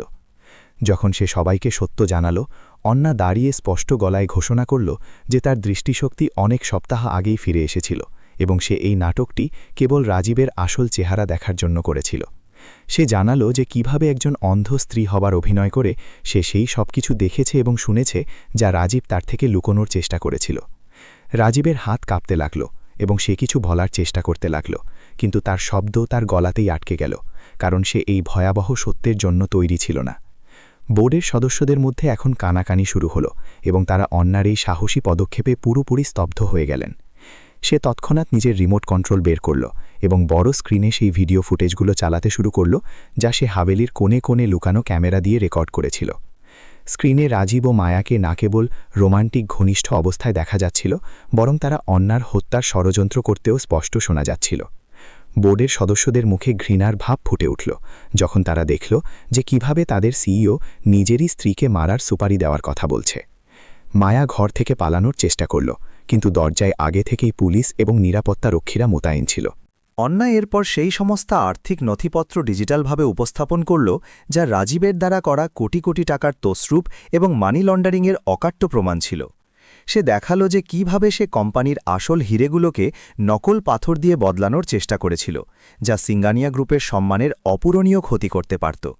সে প্রতিটি লেনদেন এবং জাল অ্যাকাউন্টের পুরো বিবরণ বোর্ডের সামনে রাখল, যা অস্বীকার করা এখন রাজীবের পক্ষে অসম্ভব ছিল, কারণ সমস্ত প্রমাণ ফরেন্সিক্যালভাবে প্রমাণিত। বোর্ডের পরিচালকরা এখন রাজীবকে একজন অপরাধীর মতো দেখছিলেন যে তাদের বিশ্বাসের খুন করেছে। যখন রাজীব দেখল যে তার পুরো দুনিয়া ধ্বংস হয়ে যাচ্ছে, তখন সে নিয়ন্ত্রণ হারিয়ে ফেলল এবং অন্যার দিকে ঝাঁপিয়ে পড়ল, চিৎকার করে বলতে লাগল যে সে তাকে মেরে ফেলবে। সে তাকে এক প্রতারক মহিলা বলল যে তাকে ধোঁকা দিয়েছে, কিন্তু সে তার কাছে পৌঁছানোর আগেই নিরাপত্তা রক্ষীরা তাকে জাপটে ধরল। তার চোখে এখন সেই ভয় এবং হতাশা ছিল যা একজন হেরে যাওয়া জুয়ারির চোখে থাকে যখন সে বুঝতে পারে যে তার কাছে এখন আর কিছুই অবশিষ্ট নেই। অন্না একেবারে শান্ত দাঁড়িয়ে থাকল এবং সে নিজের চোখের পলকও ফেলল না। তার এই স্থিরতা তার জয়ের সবচেয়ে বড় প্রমাণ ছিল। অন্না টেবিলে রাখা নিজের ফোনের বোতাম টিপল এবং পুলিশ ইন্সপেক্টরকে ভেতরে আসার ইশারা করল, যারা বাইরে এই মুহূর্তেরই অপেক্ষা করছিল। তারা রাজীব এবং মায়াকে হাতকড়া পরিয়ে দিল এবং তাদের সেই সমস্ত ধারার বিষয়ে জানালো যেগুলোর অধীনে তাদের গ্রেফতার করা হচ্ছে, যার মধ্যে হত্যার চেষ্টা এবং আর্থিক জালিয়াতি অন্তর্ভুক্ত ছিল। পুরো বোর্ডরুমে একটি অদ্ভুত শান্তি নেমে এলো যখন সেই দুজনকে অপমানিত করে বাইরে নিয়ে যাওয়া হচ্ছিল। তাদের মুখের সেই মুখোশ এখন পুরোপুরি খুলে গিয়েছিল। বোর্ডের সদস্যরা অন্যার বুদ্ধিমত্তা এবং সাহসের সম্মানে দাঁড়িয়ে হাততালি দিলেন। মিস্টার কাপুর তৎক্ষণাৎ একটি আনুষ্ঠানিক প্রস্তাব রাখলেন যে রাজীবকে সিইও পদ থেকে তৎক্ষণাৎ বরখাস্ত করা হোক এবং অন্না সিঙ্গানিয়াকে কোম্পানির একমাত্র ম্যানেজিং ডিরেক্টর নিযুক্ত করা হোক। বোর্ডের সমস্ত সদস্যরা একস্বরে এই প্রস্তাবের সমর্থন করলেন এবং অন্যার কাছে ক্ষমা চাইলেন যে তারা রাজীবের মিথ্যে দাবিগুলোকে সত্যি মনে করেছিলেন। অন্না তাদের ক্ষমা গ্রহণ করল এবং বলল যে এই সংকট কেবল কোম্পানির জন্য নয়, বরং তার ব্যক্তিগত জীবনের জন্য একটি পরীক্ষা ছিল, যা সে সফলভাবে পার করে ফেলেছে। সে বোর্ডকে আশ্বাস দিল যে এখন সিঙ্গানিয়া ডায়মন্ডস সততার নতুন যুগে প্রবেশ করবে। অন্না বোর্ডের সামনে দাঁড়িয়ে নিজের ভবিষ্যৎ পরিকল্পনার কথা প্রকাশ করল এবং জানালো যে কিভাবে সে কোম্পানির হারিয়ে যাওয়া মর্যাদা ফিরে পাওয়ার জন্য কাজ করবে। সে বিক্রমকে মঞ্চে ডাকল এবং তাকে কারিগরি নিরাপত্তার নতুন প্রধান নিযুক্ত করল, যে এই পুরো ষড়যন্ত্রের পর্দাফাঁস করতে তার সবচেয়ে বড় সাহায্য করেছিল। সমস্ত পরিচালকরা তার দূরদর্শিতা এবং কৌশলগত চিন্তার প্রশংসা করলেন এবং তাকে পুরো ভরসা দিলেন যে তারা প্রতিটি পদক্ষেপে তার পাশে থাকবেন। অন্না অনুভব করল যে তার বাবার মেহনত এবং উত্তরাধিকার এখন সুরক্ষিত হাতে আছে এবং সে নিজেই নিজের নিয়তির মালকিন। যখন বোর্ডের মিটিং শেষ হল এবং সব লোক চলে গেল, অন্না সেই বিশাল জানালার কাছে গিয়ে দাঁড়াল, যেখান থেকে পুরো শহর দেখা যাচ্ছিল। সে একটি দীর্ঘ এবং স্বস্তির শ্বাস নিল, এটি অনুভব করে যে তার চোখ থেকে না কেবল পট্টি খুলেছে, বরং তার হৃদয় থেকেও একটি অনেক বড় বোঝা নেমে গিয়েছে। সে নিজের চোখের পট্টিটি টেবিলের ওপর ছেড়ে দিল, যা এখন তার জন্য কেবল একটি অতীত হয়ে যাওয়া মন্দ সময় ছিল, যাকে সে কখনো ফিরিয়ে আনতে চায় না। তার চোখে এখন সেই চমক ছিল যা কেবল সত্য ও আত্মসম্মান রক্ষা করা যোদ্ধার কাছে থাকে। সে জানত যে বাইরে মিডিয়ার ভিড় তার অপেক্ষা করছে এবং কালকের খবরের শিরোনামে কেবল তারই নাম থাকবে, কিন্তু সে এর জন্য পুরোপুরি তৈরি ছিল। সে নিজের মুখে একটি হালকা হাসি আনল এবং নিজেকে আরও একবার দুনিয়ার মোকাবিলা করার জন্য মানসিকভাবে তৈরি করল। অন্না অনুভব করল যে সে না কেবল নিজের সম্পত্তি বাঁচিয়েছে, বরং নিজের আত্মাকেও সেই শিকল থেকে মুক্ত করেছে যা রাজীব ভালোবাসার নামে পড়িয়েছিল। সে এখন এক এমন মহিলা যাকে আর কেউ ধোঁকা দেওয়ার বা দমানোর চেষ্টা পুনরায় কখনো করতে পারবে না। অন্না কাকিকে ফোন করল এবং তাকে ঘর পুরোপুরি পরিষ্কার করতে বলল, যাতে রাজীব ও মায়ার নোংরা স্মৃতির একটি চিহ্নও হাবেলিতে অবশিষ্ট না থাকে। সে কাকিকে বলল যে সে এখন শীঘ্রই বাড়ি আসবে এবং তারা মিলে এক নতুন শুরু করবে, যেখানে কেবল সততা ও ভালোবাসার জায়গা থাকবে। কাকির চোখে খুশির জল এলো এবং সে নিজের মালকিনের জয় উদযাপন করার জন্য পুরো হাভেলিকে প্রদীপ দিয়ে সাজানোর ওয়াদা করল। অন্না ফোন রাখল এবং নিজের বাবার ছবির দিকে তাকিয়ে তাকে নিজের সাফল্যের খবর মনে মনে দিয়ে দিল। মিস্টার শর্মা ভেতরে এসে অন্নাকে অভিনন্দন জানালেন এবং জানালেন যে পুলিশ সেই সমস্ত সম্পত্তি ফ্রিজ করে দিয়েছে যা রাজীব তৎসুপ করা টাকা দিয়ে কিনেছিল। তারা এটিও নিশ্চিত করলেন যে রাজীব যেন জামিন না পায় এবং কেস এতটাই মজবুত হয় যে তার অন্তত 10 বছরের জেল হয়। অন্না আইনজীবী সাহেবের প্রতি কৃতজ্ঞতা প্রকাশ করল এবং তাকে একটি বড় বোনাস দেবার ঘোষণা করল, কারণ তিনি প্রতিটি কঠিন সময়ে তার পাশে ছিলেন। এখন তাকে আইনিভাবেও কোনো ভয় ছিল না এবং সে নিজের জীবনকে নিজের শর্তে বাঁচতে পারত। অন্না বোর্ডরুম থেকে বাইরে পা রাখল এবং নিজের টিমের বিশ্বস্ত সদস্যদের সাথে দেখা করল, যারা করিডোরে তার অপেক্ষা করছিল এবং তার চোখে আলো দেখে আবেগপ্রবণ হয়ে পড়েছিল। তারা তাকে ফুলের তোড়া দিল এবং নিজের মালকিনের ফিরে আসাতে নিজের খুশি প্রকাশ করল, যাতে অন্নার মন ভরে গেল এবং সে নিজের আনুগত্যের ইনাম পেল। সে প্রতিটি কর্মচারীর সাথে হাত মেলাল এবং তাদের আশ্বাস দিল যে সিঙ্গানিয়া ডায়মন্ডসে এখন থেকে কোনো কর্মচারীর সাথে কোনো অন্যায় হবে না এবং সবাই সমান সম্মান পাবে। তার এই বিনয় তাকে আরও মহান বানিয়ে দিয়েছিল।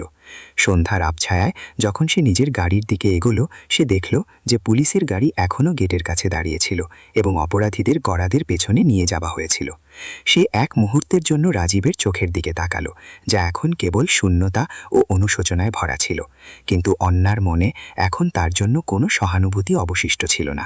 সে নিজের গাড়ির দরজা বন্ধ করল এবং ড্রাইভারকে বাড়ির দিকে চলার নির্দেশ দিল, সেই বাড়ি যা এখন তার নিজের ছিল এবং যেখানে কেউ তাকে ধোঁকা দেবে না। তার যাত্রা আর সবচেয়ে কঠিন অংশ এখন শেষ হয়ে গিয়েছিল এবং সাফল্যের নতুন পথ খুলে গিয়েছিল। রাস্তায় সে জানালা দিয়ে বাইরে চকচক করতে থাকা শহরকে দেখল এবং ভাবল যে কিভাবে একটি ছোট দুর্ঘটনা তাকে সত্য দেখার এক নতুন দৃষ্টিভঙ্গি প্রদান করেছিল। সে অনুভব করল যে কখনো কখনো জীবনে আসা মুশকিলগুলো বাস্তবে আমাদের সেই সব লোকেদের থেকে বাঁচানোর জন্য আসে যারা আমাদের শুভাকাঙ্ক্ষী হওয়ার কেবল মুখোশ পড়ে থাকে। সে নিজের চোখ বন্ধ করল এবং সেই শান্তির অনুভব করল, যা কেবল তখনই পাওয়া যায় যখন আপনি নিজের সত্যের জন্য পুরো দুনিয়ার সাথে লড়াই করার সাহস দেখান। সে এখন পুরোপুরি স্বাধীন ছিল এবং নিজের নতুন পরিচয়ের সাথে বাঁচার জন্য তৈরি ছিল। যখন সে হাভেলির গেটের ভেতর দাখিল হল, সে দেখল যে কাকি সত্যিই ঘরকে প্রদীপ দিয়ে ঝলমলে করে দিয়েছে, যা তার জয়ের আলোর প্রতীক ছিল। সে ঘরে প্রবেশ করল এবং নিজের লাঠিটি প্রধান দরজার কাছেই ছেড়ে দিল, এটি জেনে যে এখন তার আর কখনো এর প্রয়োজন পড়বে না। সে নিজের শয়নকক্ষে গিয়ে নিজের আলমারি থেকে সেই সব কিছু বের করে ছুঁড়ে ফেলে দিল যা রাজীব ও মায়ার সাথে যুক্ত ছিল, যাতে সে নিজের নতুন জীবনকে পুরোপুরি স্বচ্ছ বানাতে পারে। অন্না সিঙ্গানিয়া এখন না কেবল একজন সফল ব্যবসায়ী ছিল, বরং একজন অপরাজেয় যোদ্ধাও ছিল। হাভেলির সিঁড়ি দিয়ে ওঠার সময় অন্নার আজ একটি অদ্ভুত শান্তি এবং ভারীপন দুয়েরই অনুভব হচ্ছিল। এখন তার নিজের চোখে পট্টি বাঁধার কোনো প্রয়োজন ছিল না, এবং না তাকে কারো সামনে অসহায় হওয়ার নাটক করতে হতো। সে অনুভব করল যে ঘরের দেওয়ালে এখনও রাজীবের ধোঁকাবাজ আওয়াজের প্রতিধ্বনি বাকি আছে, যা সে দ্রুত মিটিয়ে দিতে চাইছিল। কাকি প্রধান দরজায় আরতির থালার সাথে তাকে স্বাগত জানাল, এবং তার চোখে সেই গর্ব ছিল যা শব্দে বয়ান করা সম্ভব ছিল না।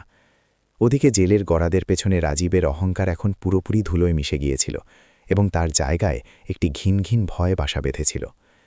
পুলিশের জিজ্ঞাসাবাদের সময় সে অনেকবার নিয়ন্ত্রণ হারাল এবং চিৎকার করে দাবি করল যে অন্না তাকে ফাঁসিয়েছে, কিন্তু প্রমাণ এতটাই মজবুত ছিল যে তার প্রতিটি কথা অকেজো প্রমাণিত হচ্ছিল।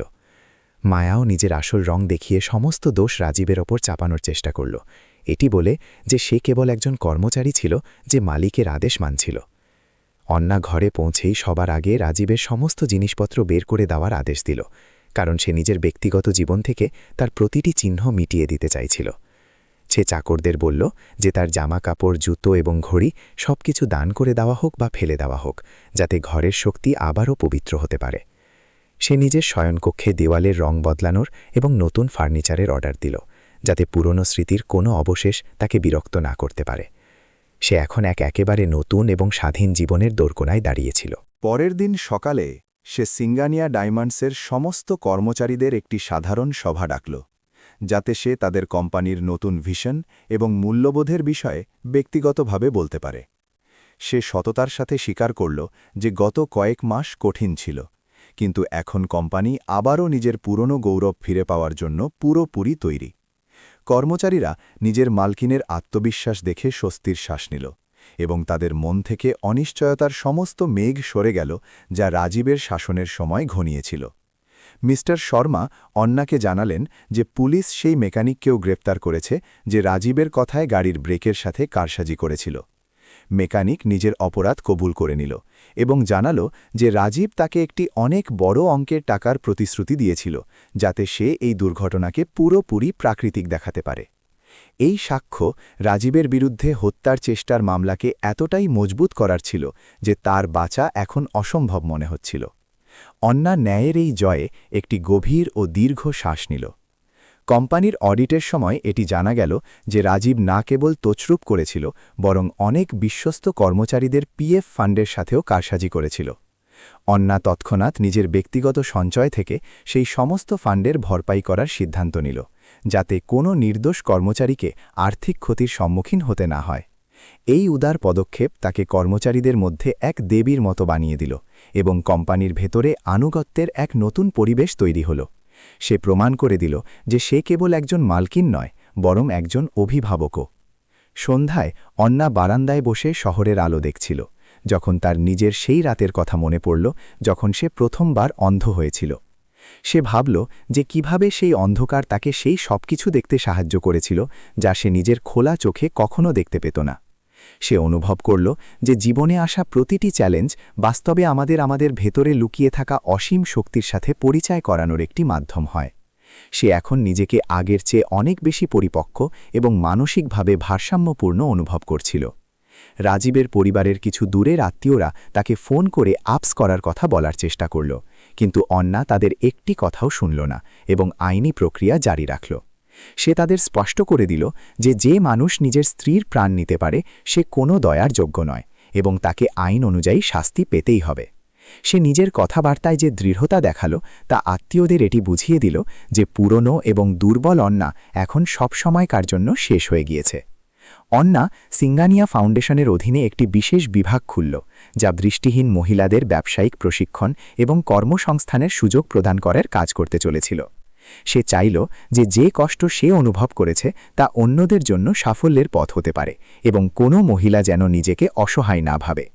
এই উদ্যোগ অনেক প্রশংসা পেল এবং অনেক বড় বড় কর্পোরেট হাউসগুলো এই মহৎ কাজে নিজেদের সহযোগ দেওয়ার প্রতিশ্রুতি দিল, যাতে অন্যার সাহস আরও বেড়ে গেল।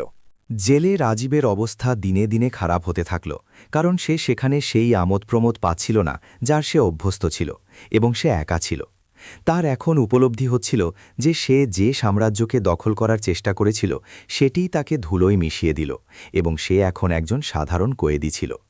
মায়াও তার সাথে কথা বলা বন্ধ করে দিয়েছিল, এবং সে নিজের বাঁচার জন্য আলাদাভাবে আইনি লড়াই লড়ার প্রস্তুতি নিচ্ছিল। তাদের দুজনের মাঝখানের সেই স্বার্থপর সম্পর্ক এখন পুরোপুরি ভেঙে গিয়েছিল।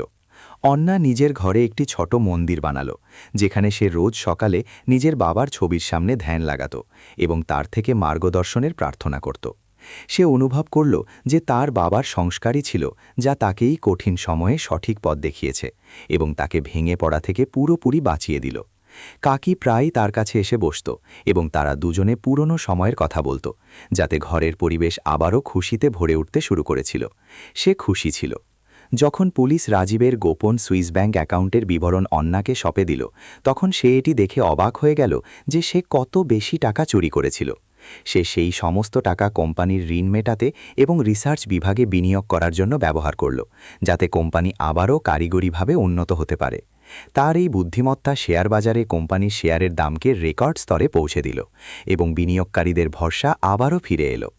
অন্না একটি আন্তর্জাতিক জুয়েলারি ডিজাইন প্রতিযোগিতার আয়োজন করার সিদ্ধান্ত নিল, যাতে দুনিয়ার প্রতিভাবান শিল্পীরা সিঙ্গানিয়া ডায়মন্ডসের সাথে যুক্ত হওয়ার সুযোগ পায়। এই আয়োজন ব্র্যান্ডের বৈশ্বিক ছবিকে বদলে দিল এবং একে আধুনিকতা ঐতিহ্যের এক অনন্য সঙ্গম মনে করা হতে লাগল, যা অন্নার ভাবনা ছিল। সে নিজে অনেক ডিজাইনের পর্যবেক্ষণ করল এবং এটি নিশ্চিত করল যে প্রতিটি গয়নায় সিঙ্গানিয়া পরিবারের সেই পুরনো চমক এবং সততা স্পষ্টরূপে দেখা যায়। এক দুপুরে অন্না সেই হাসপাতালের সফর করল যেখানে তার চিকিৎসা হয়েছিল এবং সেই ডাক্তার ও নার্সদের শুকরিয়া জানালো যারা তার সেবা করেছিল।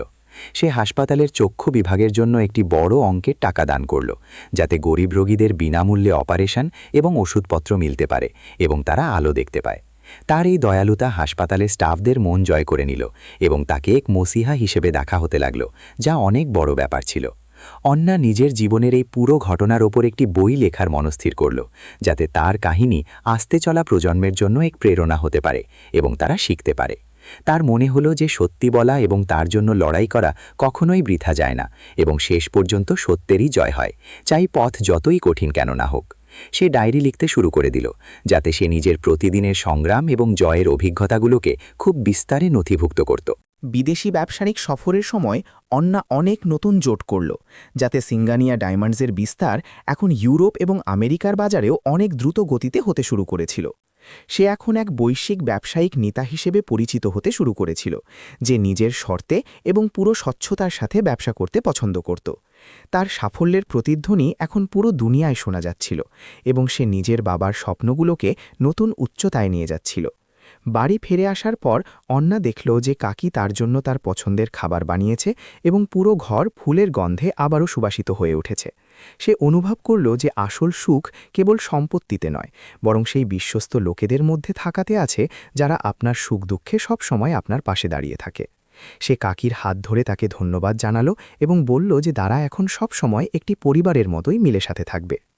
আইনি লড়াই এখন নিজের অন্তিম ধাপে পৌঁছে গিয়েছিল এবং আদালত রাজীব ও মায়ার বিরুদ্ধে সমস্ত অভিযোগ সঠিক পেল, যাতে তাদের বাঁচার আশা শেষ হয়ে গেল। অন্নাকে সাক্ষ্য দেওয়ার জন্য ডাকা হলো, যেখানে সে কোনো ভয় ছাড়াই এবং পুরো স্পষ্টতার সাথে পুরো ঘটনার বিবরণ জজের সামনে বিস্তারে পেশ করল। তার সাক্ষ্য বিবাদী পক্ষের উকিলদের কাছে কোনো তর্কই অবশিষ্ট রাখল না এবং পুরো কোর্টরুম তার সাহস দেখে অনেক প্রভাবিত হল।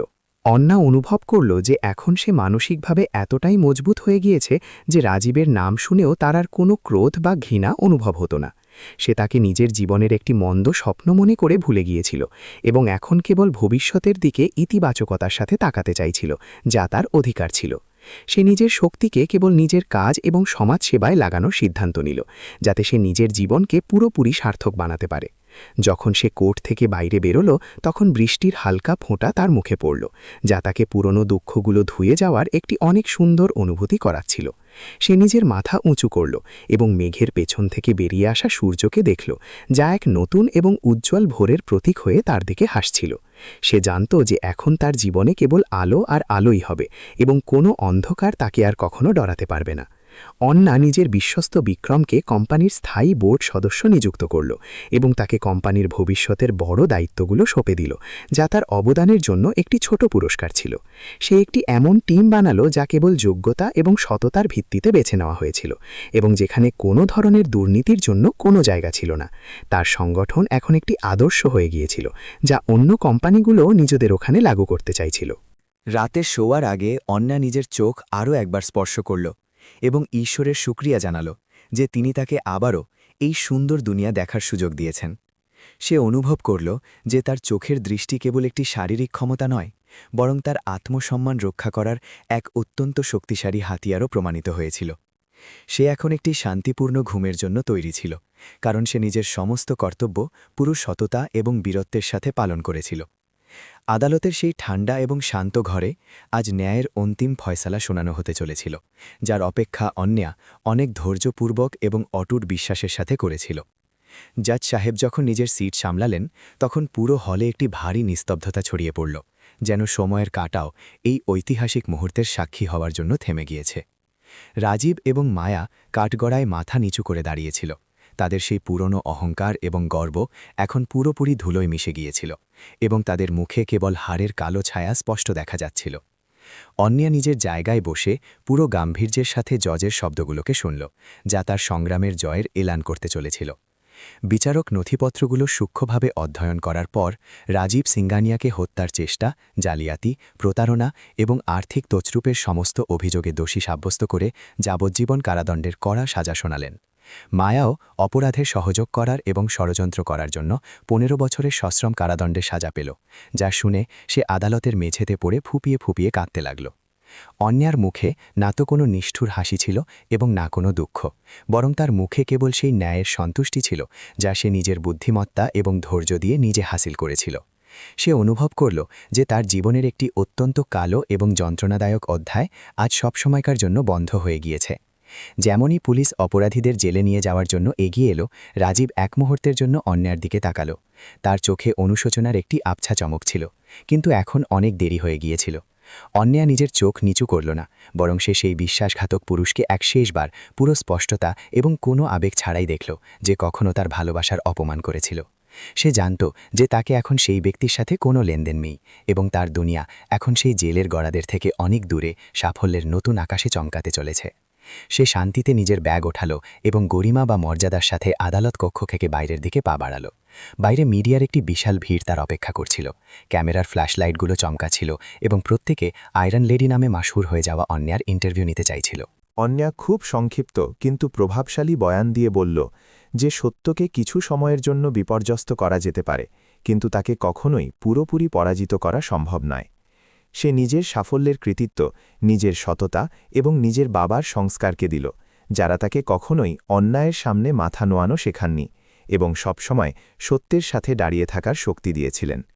তার কণ্ঠে থাকা সেই আত্মবিশ্বাস ওখানে উপস্থিত প্রতিটি ব্যক্তিকে গভীর পর্যন্ত অনেক প্রভাবিত করল। আদালতের ফয়সালার কিছু মাস পর সিঙ্গানিয়া ডায়মন্ডস বৈশ্বিক বাজারে এক নতুন কীর্তি স্থাপন করল এবং এর মর্যাদা এখন আগের চেয়ে অনেক বেশি মজবুত এবং নির্ভরযোগ্য মনে করা হতে লাগল। অন্যা কোম্পানির কার্যশৈলীতে পূর্ণ স্বচ্ছতা লাগু করেছিল এবং প্রতিটি কর্মচারীকে এটি অনুভব করিয়েছিল যে তারা এই বড় পরিবারের একটি অত্যন্ত গুরুত্বপূর্ণ এবং সম্মাননীয় অংশ। সে বিক্রমকে কোম্পানির প্রধান পরিচালন কর্মকর্তা COO নিযুক্ত করল, যার কারিগরি দক্ষতা এবং আনুগত্য কোম্পানিকে সাইবার নিরাপত্তার ক্ষেত্রে দুনিয়া জুড়ে অগ্রগণ্য বানাতে অনেক সাহায্য করেছিল। ব্যবসায়িক জগতে এখন অন্যার নাম অত্যন্ত সম্মান ও আদরের সাথে নেওয়া হতো। অন্যার নিজের মায়ের নামে একটি বিশাল ট্রাস্টে স্থাপনা করল, যা কেবল দৃষ্টিহীন মহিলাদের শিক্ষা প্রদান করত না, বরং তাদের আইনি সহায়তা ও উদ্যোক্তা হওয়ার গুণাবলীও শেখাত। সে নিজে সপ্তাহে একবার ওখানে যেত এবং সেই মহিলাদের সাথে নিজের সময় কাটাত। তাদের এটি বোঝাত যে শারীরিক অক্ষমতা কখনোই তাদের স্বপ্নের পথে বাধা হওয়া উচিত নয়। সে অনেক এমন মহিলার কাহিনী শুনল যারা সমাজ দ্বারা প্রতারিত ছিল এবং সে তাদের নিজের পায়ে দাঁড় করানোর জন্য প্রতিটি সম্ভব আর্থিক ও মানসিক সহায়তা প্রদান করার ওয়াদা করল। তার এই সামাজিক কাজ এখন তার জীবনের সবচেয়ে প্রধান এবং সন্তোষজনক উদ্দেশ্য হয়ে দাঁড়িয়েছিল। হাভেলির পরিবেশে এখন এক নতুন সজীবতা এবং ইতিবাচক শক্তির সঞ্চার হচ্ছিল, কারণ অন্যা ওখান থেকে সেই সমস্ত পুরনো স্মৃতি সরিয়ে দিয়েছিল যা তাকে কষ্ট দিত। সে কাকির জন্য একটি সুন্দর আলাদা ঘর বানালো এবং তাকে ঘরের প্রধান অভিভাবিকার মর্যাদা দিল, কারণ কাকি সেই সময় তার সাথে ছিলেন যখন পুরো দুনিয়া তার বিরুদ্ধে ছিল। তারা দুজনে প্রায়ই বাগানে বসে বিকেলের চা খেতেন এবং ভবিষ্যতের পরিকল্পনার বিষয়ে আলোচনা করতেন, যাতে ঘরে আবারও খুশির কলকাকলি মুখরিত হতে শুরু করেছিল। অন্যার এখন উপলব্ধি হল যে আসল ধন সম্পত্তিতে নয়, বরং আপনদের নিঃস্বার্থ ভালোবাসা এবং বিশ্বাসে লুকিয়ে থাকে। এক সন্ধ্যায় যখন সূর্য ডুবছিল, অন্যা বাবার সমাধিতে গেল এবং ওখানে টাটকা ফুলের একটি সুন্দর তোড়া রাখল। তার চোখে কৃতজ্ঞতার জল ছিল, কিন্তু সেগুলো খুশির ছিল। সে নিজের বাবাকে জানালো যে সে তার উত্তরাধিকারকে না কেবল বাঁচিয়ে নিয়েছে, বরং তাকে আরও বেশি গৌরবময় এবং সৎ বানিয়ে দিয়েছে, যেমনটি তিনি সবসময় চাইতেন। সে অনুভব করল যে বাতাসের একটি হালকা ঝাপটা তার চুল ছুঁয়ে গেল, যেন তার বাবা তাকে নিজের আশীর্বাদ দিচ্ছেন এবং তার সাফল্যে গর্ব করছেন। সে এখন নিজের আত্মার ভেতরে একটি এমন শান্তি অনুভব করছিল যা সে বহু বছর পায়নি। অন্যা নিজের জীবনের সেই অন্ধ দিনগুলোর বিষয়ে একটি বই লিখল, যার শিরোনাম সে অন্ধকারে আলো রাখল, এবং যা কিছুদিনের মধ্যেই বেস্ট সেলার হয়ে গেল এবং লাখ লাখ মানুষের প্রেরণা হল। সে নিজের বইতে এই কথার ওপর জোর দিল যে ধোঁকা খাওয়ার পর ভেঙে পড়া সহজ, কিন্তু সেই ধোঁকাকে নিজের শক্তি বানিয়ে আবারও দাঁড়িয়ে ওঠাই আসল জীবন। সে নিজের পাঠকদের শেখালো যে কখনো কখনো আমাদের নিজেদের চোখ বন্ধ করতে হয়, যাতে আমরা সেই লোকেদের আসল চেহারা দেখতে পাই যারা আলোতে আমাদের আপন হওয়ার ঢং করে। তার এই ভাবধারা পুরো সমাজে এক নতুন চেতনা এবং সচেতনতা তৈরি করার কাজ করল। সময় বয়ে গেল এবং অন্যা নিজের সাম্রাজ্যকে নতুন উচ্চতায় পৌঁছাল। কিন্তু সে নিজের বিনয় এবং অন্যদের প্রতি দয়ার ভাবকে কখনোই নিজের মন থেকে কম হতে দেয়নি। সে সিঙ্গানিয়া টাওয়ারের সবচেয়ে ওপরের তলায় নিজের কেবিন থেকে পুরো শহর দেখল এবং গর্ব অনুভব করল যে সে এখন আর কারো সাহারার মুখাপেক্ষী নয় এবং নিজের তকদির লিখছে। তার চোখে এখন সেই চমক ছিল যা কেবল সেই সব লোকেদের কাছে থাকে যারা আগুনের দরিয়া পার করেছে এবং নিজের পরিচয়কে আবারও প্রাপ্ত করেছে। সে এখন এক এমন মহিলা ছিল যাকে দুনিয়া সালাম করত এবং সম্মান দিত। একদিন সে খবর পেল যে জেলে রাজীবের মানসিক স্থিতি বিগড়ে গিয়েছে এবং সে বারবার অন্যার নাম ধরে ডেকে তার কাছে ক্ষমা চাইছে। কিন্তু অন্যার হৃদয় এখন পাথর হয়ে গিয়েছিল। সে জেল প্রশাসনকে স্পষ্ট বার্তা পাঠাল যে ন্যায় নিজের কাজ করে ফেলেছে এবং তার জীবনে এখন সেই অপরাধীর জন্য না তো কোনো ঘৃণা বেঁচে আছে আর না কোনো দয়া। সে নিজের অতীতকে পুরোপুরি পেছনে ছেড়ে দিয়েছিল এবং সে এখন কেবল নিজের বর্তমান ও ভবিষ্যৎকে সাজাতে নিজের পুরো শক্তি লাগাতে চাইছিল। সে জানত যে ক্ষমা চাওয়া রাজীবের নিজের অনুশোচনা হতে পারে, কিন্তু তার ন্যায় কেবল আইনের মাধ্যমেই সম্ভব ছিল। অন্যা নিজের অনাথাশ্রম এবং বৃদ্ধাশ্রমগুলোর সফর জারি রাখল এবং ওখানকার বাচ্চাদের সাথে মিলে উৎসব পালন করল, যাতে সে সেই খুশি পেল যা সে কোটি কোটি টাকার চুক্তিতেও পায়নি। সে অনুভব করল যে জীবনের আসল মূল্য অন্যের মুখে হাসি ফোটানোতে আছে এবং সে এই মহৎ কাজকে নিজের শেষ নিঃশ্বাস পর্যন্ত জারি রাখার জন্য পুরোপুরি প্রতিশ্রুতিবদ্ধ ছিল। তার দয়ালুতার কাহিনী এখন ব্যবসায়িক পত্রিকার বদলে লোকেদের হৃদয়ে বসতে শুরু করেছিল এবং তাকে একজন মহান সমাজ সংস্কারক হিসেবে পরিচয় মিলতে শুরু করেছিল। অন্না সিঙ্গানিয়া এখন একটি নাম নয়, বরং একটি পুরো সংস্থা এবং ভাবধারা হয়ে গিয়েছিল। কোম্পানির 10ম বর্ষ পূর্তিতে সে একটি অনেক বড় উৎসব আয়োজন করল, যেখানে সে নিজের সেই সমস্ত বিশ্বস্ত কর্মচারীদের সম্মানিত করল যারা কঠিন সময়ে তার সাথে ছিল এবং কোম্পানিকে বাঁচিয়েছিল। সে ঘোষণা করল যে এখন থেকে কোম্পানির মুনাফার একটি নির্দিষ্ট অংশ কর্মচারীদের বাচ্চাদের উচ্চশিক্ষা এবং স্বাস্থ্য পরিষেবার জন্য উৎসর্গ করা হবে, যা একটি বৈপ্লবিক পদক্ষেপ ছিল। এই ঘোষণা কর্মচারীদের মধ্যে এক নতুন উদ্দীপনা ভরে দিল এবং তারা নিজের মালকিনের প্রতি নিজেদের অটুট আনুগত্যের কসম খেল, যা কোম্পানির ভবিষ্যতের জন্য অনেক ভালো ছিল। সেই রাতে পুরো সিঙ্গানিয়া টাওয়ার খুশির প্রদীপে ঝলমল করছিল এবং প্রতিটি মুখ খুশিতে জ্বলজ্বল করছিল। অন্না নিজের বারান্দায় দাঁড়িয়ে তারাভরা আকাশ দেখছিল এবং সে নিজের চোখ বন্ধ করে সেই ঈশ্বরের ধন্যবাদ জানাল যিনি তাকে এত সাহস এবং বুদ্ধি প্রদান করেছেন। সে অনুভব করল যে তার সেই অন্ধত্ব বাস্তবে তার জীবনের সবচেয়ে বড় বরদান প্রমাণিত হয়েছিল, কারণ সেটি তাকে সত্য এবং মিথ্যার মাঝখানের তফাৎ অনেক গভীরতায় বুঝিয়েছিল। সে নিজের চোখের পাতা খুলল এবং সামনে ছড়িয়ে থাকা আলোকে এক নতুন আশা এবং বিশ্বাসের সাথে দেখল, এটি জেনে যে এখন তার জীবনে আর কখনো অন্ধকার আসবে না। সে এখন পুরোপুরি স্বাধীন, আত্মনির্ভর এবং এক অপরাজেয় ব্যক্তিত্ব হিসেবে দুনিয়ার সামনে পাহাড়ের মতো দাঁড়িয়েছিল। যেভাবে বছর বয়ে গেল, অন্না না কেবল ভারতে বরং আন্তর্জাতিক স্তরেও মহিলাদের অধিকারের জন্য এক মজবুত আওয়াজ তুলল এবং অনেক বৈশ্বিক মঞ্চে নিজের দেশের প্রতিনিধিত্ব করল। সে একটি এমন নেটওয়ার্ক তৈরি করল যা দুনিয়া জুড়ে মহিলা উদ্যোক্তাদের একে অপরের সাথে জুড়তে এবং তাদের সমস্যার সমাধান করতে সাহায্য করত, যাতে তারাও সফল হতে পারে। তার নেতৃত্ব ক্ষমতা এবং কৌশলগত চিন্তার জয়গান এখন পুরো দুনিয়া মানত এবং তাকে অনেক প্রতিষ্ঠিত বিশ্ববিদ্যালয় দ্বারা সাম্মানিক ডক্টরেট উপাধিতে সম্মানিত করা হয়েছিল। সে বাস্তবে এক এমন বৈশ্বিক ব্যক্তিত্ব হয়ে দাঁড়িয়েছিল যাকে প্রত্যেকে সম্মান ও আদর করত। একদিন অন্না নিজের পুরনো কালো পট্টিটি নিজের হাতে নিল এবং সেটিকে জ্বলন্ত আগুনে ফেলে দিল। এটি তার নিজের অতীতের অন্তিম অবশেষকে বিদায় করার নিজের একটি প্রতীকী তরিকা ছিল। সে সেই ধোঁয়াকে আকাশে বিলীন হতে দেখল এবং অনুভব করল যে তার মন থেকে সমস্ত বোঝা এবং তিক্ততাও সেই ধোঁয়ার সাথেই সবসময়কার জন্য উড়ে গিয়ে গায়েব হয়ে গিয়েছে। সে একটি দীর্ঘ এবং গভীর শ্বাস নিল এবং নিজের মুখে এক স্বস্তির হাসি আনল, যা তার অভ্যন্তরীণ শান্তি এবং পূর্ণতার এক অত্যন্ত সুন্দর ও সত্য প্রতীক ছিল। সে এখন পুরোপুরি নিজের নতুন জীবনে রচে বসেছিল, যেখানে কেবল আলো আর ভালোবাসার জায়গা ছিল। কাহিনীর অন্ত একটি সুখদ মোড়ে হল, যেখানে অন্না সিঙ্গানিয়া নিজের পরিচয়, নিজের সাম্রাজ্য এবং নিজের আত্মসম্মান ফিরে পেয়ে এক নতুন এবং উজ্জ্বল উচ্চতায় দাঁড়িয়েছিল, যাকে কেউ ছুঁতে পারত না। সে এটি প্রমাণ করে দিল যে একজন মহিলার নিস্তব্ধতা ও ধৈর্য তার দুর্বলতা নয়, বরং তার আস্তে চলা বড় ঝড় এবং তার অসীম শক্তির সংকেত হয়, যা সব বদলে দিতে পারে। তার উত্তরাধিকার এখন কেবল হীরের চমকে নয়, বরং সেই হাজারো জীবনে ছিল যাদের সে নিজের সংগ্রাম ও দয়ালুতা দিয়ে পুরোপুরি বদলে দিয়েছিল। সে সব সময়কার জন্য এক কিংবদন্তি হয়ে গিয়েছিল, যাকে ইতিহাস অনেক গর্বের সাথে মনে রাখবে।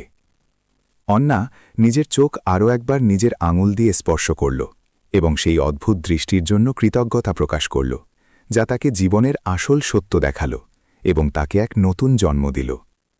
সে অনুভব করল যে এখন সে বাস্তবে দেখতে পারে, না কেবল নিজের চোখে বরং নিজের আত্মা দিয়েও, যা সবচেয়ে গুরুত্বপূর্ণ এবং সবচেয়ে বড় দৃষ্টি হয়।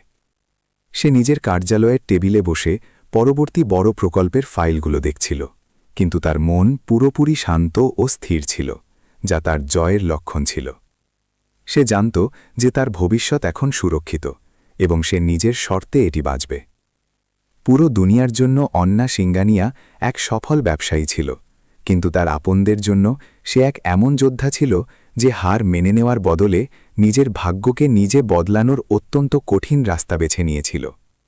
তার কাহিনী আস্তে চলা অনেক প্রজন্মের জন্য এক মশালের মতো কাজ করতে থাকবে, যা তাদের অন্ধকারে রাস্তা দেখাবে এবং তাদের নিজেদের ক্ষমতার উপর বিশ্বাস করতে শেখাবে। সে নিজের চোখের সামনে এক উজ্জ্বল ও সোনালী ভবিষ্যতের কল্পনা করল এবং নিজের কাজে আবারও পুরো একাগ্রতার সাথে জুটে গেল। তার এই যাত্রা এখন এক মহান গন্তব্যে পৌঁছে গিয়েছিল।